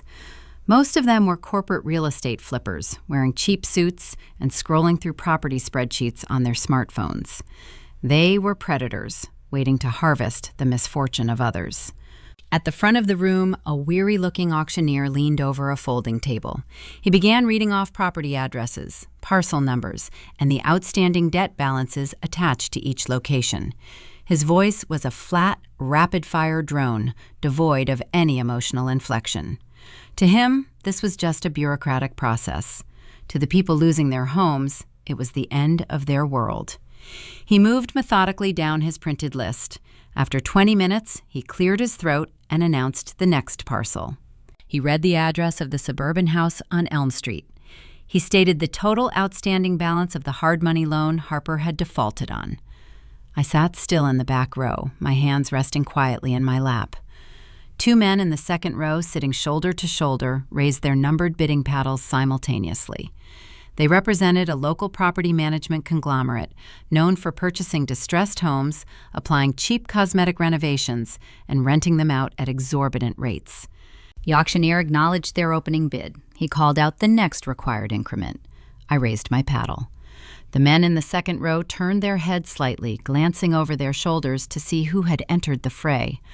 They saw a 34-year-old woman in a blazer and denim jeans. They immediately raised their paddle again, assuming I lacked the capital to sustain a bidding war. The auctioneer called out the new number. I raised my paddle. The back-and-forth rhythm established a tense, silent cadence in the drab room. The numbers climbed steadily. We quickly surpassed the original debt amount, moving into surplus territory. The corporate flippers operated on strict profit margins. They calculated the potential resale value of the suburban house and weighed it against the escalating cost of acquisition. When the bid reached a figure that erased their projected profit margin, the two men in the second row hesitated. They conferred in low whispers, shaking their heads. They lowered their hands and turned their attention back to their smartphones. The room went entirely silent. "Going once," the auctioneer droned, looking directly at me. "Going twice." The heavy wooden gavel dropped, hitting the folding table with a hollow, definitive thud. "Sold to bidder number 42. The sound of that impact reverberated through my chest. It did not sound like a victory bell. It sounded like a heavy steel vault door sliding shut, locking into place with a permanent, unyielding click. I stood up from my folding chair and walked to the front of the room. I handed the clerk my certified cashier check. It was drawn directly from the commercial account holding my hard-earned nursery revenue. I signed the transfer paperwork, executing the transaction. In the span of 30 minutes, the entire legal architecture of my family dynamic was dismantled and rebuilt. The hard money lender was paid off. The bank released the lien. The county clerk stamped the new deed recording the transfer of real property. Harper's name was completely, permanently erased from the title. I was now the sole legal owner of the suburban property located on Elm Street. I walked out of the courthouse holding a plain manila folder containing the certified documents. The bright morning sun hit my face as I descended the concrete steps. I did not feel a rush of vindictive triumph. I felt an incredible, settling calm. The chaotic pendulum of my childhood had finally stopped swinging. My parents had spent 30 years prioritizing my sister. They allowed her to manipulate them, exhaust them, and ultimately betray them. Harper had stolen their sanctuary out from under them, leaving them defenseless against a predatory loan. They thought the bank was going to send a sheriff to forcibly remove them from the premises. They did not know their eldest daughter had just stepped in and bought the deed. I climbed into my pickup truck and placed the manila folder on the passenger seat. I started the engine and merged into the morning traffic, heading back toward the nursery. I had no intention of calling Diane to alleviate her anxiety. I was not going to drive to Elm Street and present myself as their savior. They had spent my entire life teaching me that loyalty was a transactional currency. I was simply preparing to adopt their economic model. If they wanted to remain in the house they spent 30 years maintaining, they were no longer going to live there as the authoritative patriarch and matriarch. They were going to live there as tenants. And Harper, the fragile, delicate golden child, was about to discover that her ultimate manipulation had resulted in her complete, total disenfranchisement. I arrived back at the nursery, parked the truck, and changed out of my blazer. I put my leather gloves back on and walked out to the loading docks. I slid the manila folder into the bottom drawer of my office desk, right next to the printed email Harper had sent to Beatrice.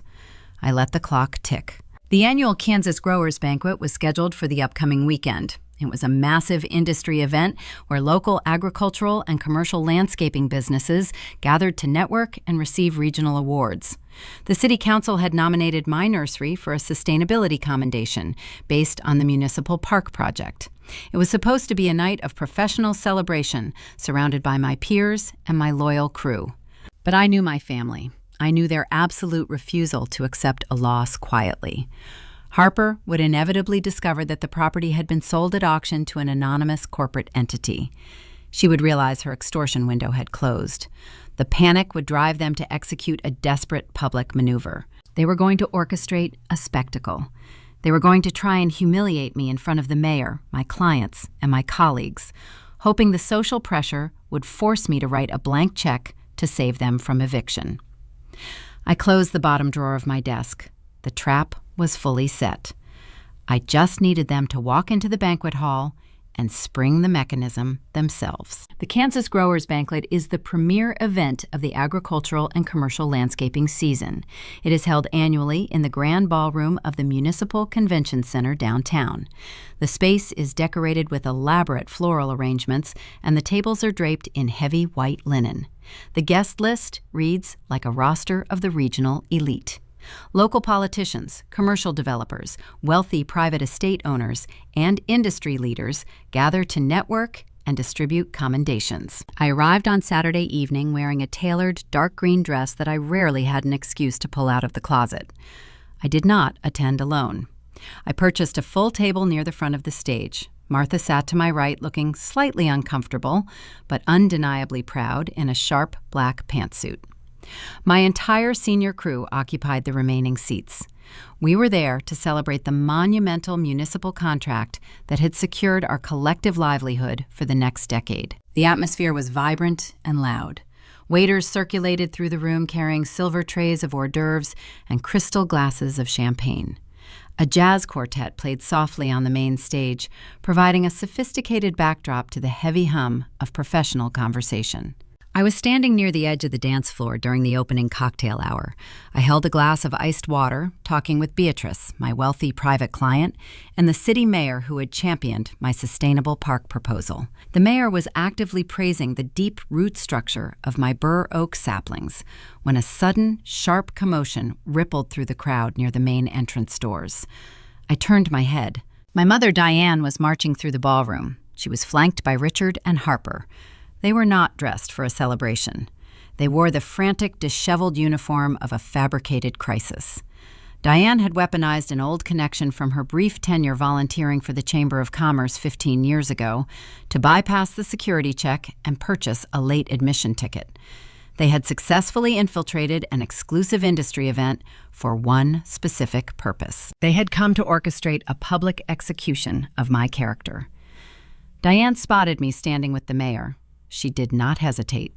She accelerated her pace, cutting directly through a group of commercial developers, forcing them to step aside. Richard followed close behind, his face locked in a mask of stern, righteous indignation. Harper trailed them both, wearing a dark dress and projecting an aura of tragic, fragile victimhood. The jazz music continued playing, but the conversation in our immediate radius ground to an abrupt halt. Issa Diane wailed. Her voice was intentionally projected to carry across the ballroom floor. It was a loud, theatrical cry designed to command maximum attention. She stopped 3 feet in front of me and pressed both hands over her mouth. She squeezed her eyes shut, forcing a sudden, dramatic rush of tears to spill down her cheeks. "How can you stand here drinking champagne while your family is being thrown into the street?" she cried, pointing an accusing finger at my glass of ice water. The mayor blinked, stepping backward, instinctively retreating from the sudden explosion of raw domestic drama. Beatrice remained firmly planted, her posture rigid, her eyes narrowing as she surveyed my mother performance. Around us, conversations completely ceased. 40 people in our immediate vicinity turned their heads, staring at the unfolding scene. The silence spread outward like a ripple in a pond. I did not flinch. I did not lower my glass. I looked at the 3 people standing in front of me and felt a profound sense of dramatic irony settle over the moment. They believed they were cornering me. They believed they possessed the moral high ground. They had absolutely no idea that I held the deed to the property they were currently screaming about, locked in a manila folder back at my office. "Mom," I said, my voice quiet and even, "this is a professional event. It is not the appropriate venue for this discussion." "There is no appropriate venue," Issa Richard boomed, stepping forward to shield Diane. He puffed his chest out, attempting to project patriarchal authority in front of my colleagues. "You have ignored every phone call. You have isolated yourself from this family out of pure spite. We have run out of options." Harper stepped out from behind our father. She looked at me, her eyes wide and pleading, performing the role of the remorseful sibling perfectly. "Issa, I made a terrible mistake," Harper said, her voice trembling. "I trusted the wrong lender. The bank is seizing the house tomorrow morning. Mom and Dad are going to be homeless because of a bad business decision. You have the municipal contract money. We saw the article. You can stop the eviction. You are the only one who can save them." The narrative they were attempting to construct for the audience was incredibly calculated. Harper was publicly claiming responsibility for a simple mistake, softening her image from predator to victim of circumstance.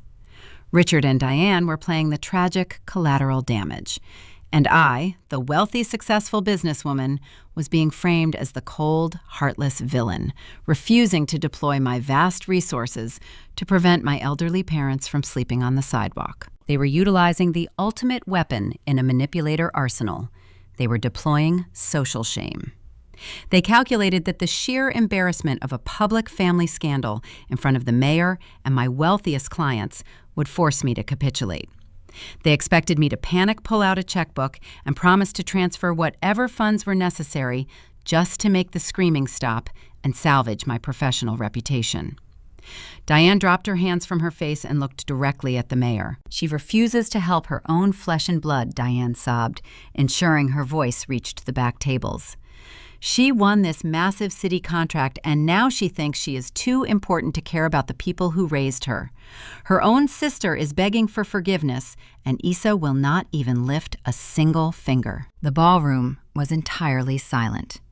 The jazz quartet on the stage faltered, playing a few discordant notes before the bandleader mercifully signaled them to stop. The quiet in the massive room was deafening. Dozens of eyes were fixed on me. My peers, my competitors, and the politicians who controlled my future were waiting to see how the newly crowned urban sustainability contractor handled a catastrophic public meltdown. I looked at Diane. Her tears were genuine, but they were not born of heartbreak. They were tears of desperate rage. I looked at Richard, attempting to assert dominance in a room where he held absolutely zero leverage. I looked at Harper. Behind her wide, trembling eyes, I saw a flicker of profound, smug satisfaction. She thought she had won. She thought the public pressure was going to force my hand and secure the cash she needed to flee the wreckage of her boutique. I held my water glass in my right hand. The condensation made the crystal slick. I shifted my grip slightly, causing the ice cubes to clink against the glass. The sharp, high-pitched sound echoed in the quiet ballroom. I turned slowly and located a small cocktail table draped in white linen situated a few feet away. I walked over to the table and deliberately set my glass down. I smoothed the condensation off my fingers using a cocktail napkin. I was the calmest person in the room. The contrast between their hysterical, chaotic energy and my absolute stillness was striking. I did not raise my voice to defend myself against their accusations. I did not attempt to explain the stolen trust fund or the smear campaign to the bewildered audience. I turned back to face my family. The trap they built was structurally perfect. They had gathered the audience, they had provided the dramatic tension, they had demanded a resolution. It was time to spring the mechanism. The silence in the grand ballroom was a tangible weight pressing down on the crowd. 40 of the most influential people in the county stood perfectly still, waiting to see if the newly awarded urban sustainability contractor would break under the immense pressure of a public family scandal. They expected tears. They expected a frantic, whispered negotiation. I looked at Diane, weeping theatrical tears for an audience. I looked at Richard, puffing his chest out to project a hollow authority. I looked at Harper, hiding behind them, feigning the role of a desperate victim seeking a sibling rescue. Resting on the cocktail table next to my water glass was a sleek, black leather portfolio I had carried into the venue. I knew my family possessed an unyielding, predictable rhythm. I knew the moment they realized the extortion window was closing, they would attempt a public ambush. I came prepared for the exact confrontation they thought they were controlling. I reached down and unzipped the main compartment of the leather portfolio. The metal zipper glided smoothly, interrupting the quiet air. I reached inside and pulled out a plain manila folder. I turned back to face my mother. "Harper cannot sell the house, Mom," I said. My voice was calm, carrying clearly across the space between us. "And she cannot stop the eviction tomorrow morning." Diane frowned. The fabricated tears pooling in her eyes stopped falling. She glanced back at Harper, confused by my statement. Richard lowered his chin, his brow furrowing as he tried to process the information. Harper went pale. The smug satisfaction hiding behind her wide eyes evaporated instantly. She took a half step backward, her designer heels scuffing against the polished hardwood floor. She realized I was not reading from her script. She did not find a tech entrepreneur downtown. I continued maintaining a level clinical tone. She secured a predatory hard money loan against your property 6 months ago. She defaulted on the payments. The private lender initiated formal foreclosure proceedings. The property went to a public county auction last Tuesday morning. The mayor, standing a few feet away, shifted his weight, watching the exchange with rapt attention. Beatrice took a sip of her champagne, her eyes fixed on Harper. I opened the manila folder. I pulled out a heavy sheet of paper bearing the bright red stamp of the Wyandotte County Clerk Office. I placed the document flat on the white linen of the cocktail table, facing Diane. I attended that public auction, I said. I placed the winning bid. I satisfied the outstanding debt and acquired the deed. Harper no longer holds the title to the property on Elm Street. Richard stepped forward, breaking his defensive posture. He leaned over the small table, staring down at the official county seal and the printed legal transfer of ownership. His eyes darted across the page, reading his youngest daughter's name erased and replaced by mine. The patriarch of the family realized he possessed zero leverage in a transaction that had already concluded. Diane stared at the paper. Her mind struggled to comprehend the logistical reality of the document. Then her survival instinct engaged, executing a breathtaking pivot. The anger and the tragic victimhood vanished from her face. A bright, sudden smile broke across her features. She looked up at me, her eyes wide with a triumphant, overwhelming joy.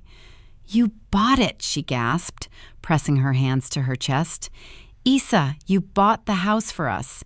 You saved our home." She took a step forward, reaching her arms out, preparing to pull me into a deep, maternal embrace. She believed the public pressure had worked retroactively. She thought the obedient workhorse had silently executed a rescue mission to preserve the family sanctuary. I held up my hand, stopping her advance.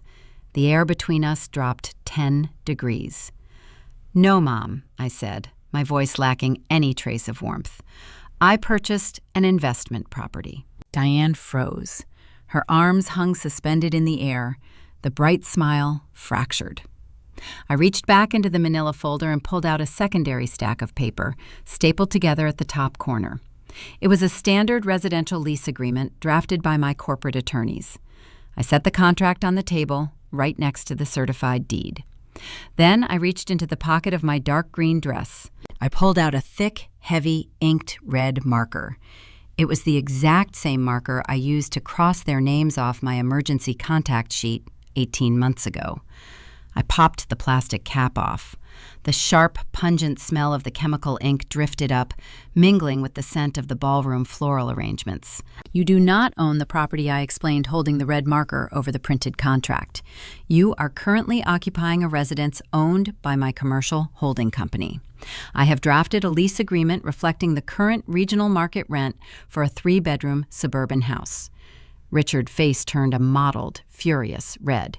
"You cannot do this to us," he hissed, his voice a harsh, desperate whisper.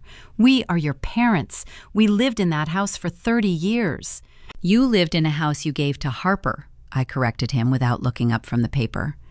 I pressed the chisel tip of the red marker against the contract. "The terms of this lease are very specific," I continued. "The required security deposit is exact. The penalty for late rent incorporates a strict compounding interest rate." I looked up, meeting my father's eyes.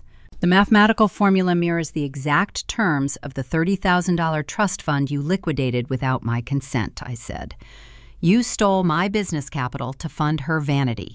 Now you will pay the precise market penalty for that decision every single month you choose to live under my roof." I looked down at the final page of the contract. I drew a thick, bright red circle around the termination clause. You have 30 days to review this document, sign it, and submit the required deposit. I stated setting the red marker down on the white linen. If you fail to meet those terms by the 1st of the month, I will instruct my attorneys to initiate the formal eviction process. You will be removed from the premises by the county sheriff.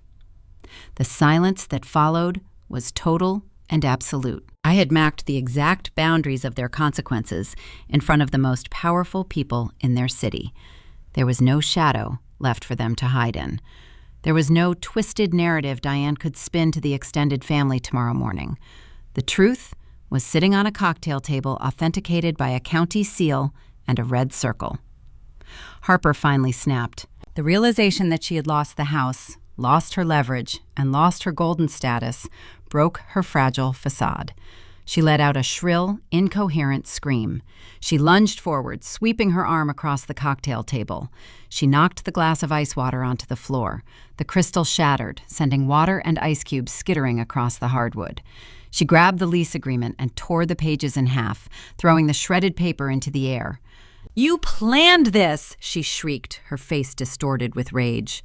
"You set us up to look like fools. You are a cold, unnatural machine, Issa. I hate you. I wish you had never been born." She stood in the middle of the elegant ballroom, screaming insults, while the mayor, the commercial developers, and Beatrice watched in stunned, silent disgust.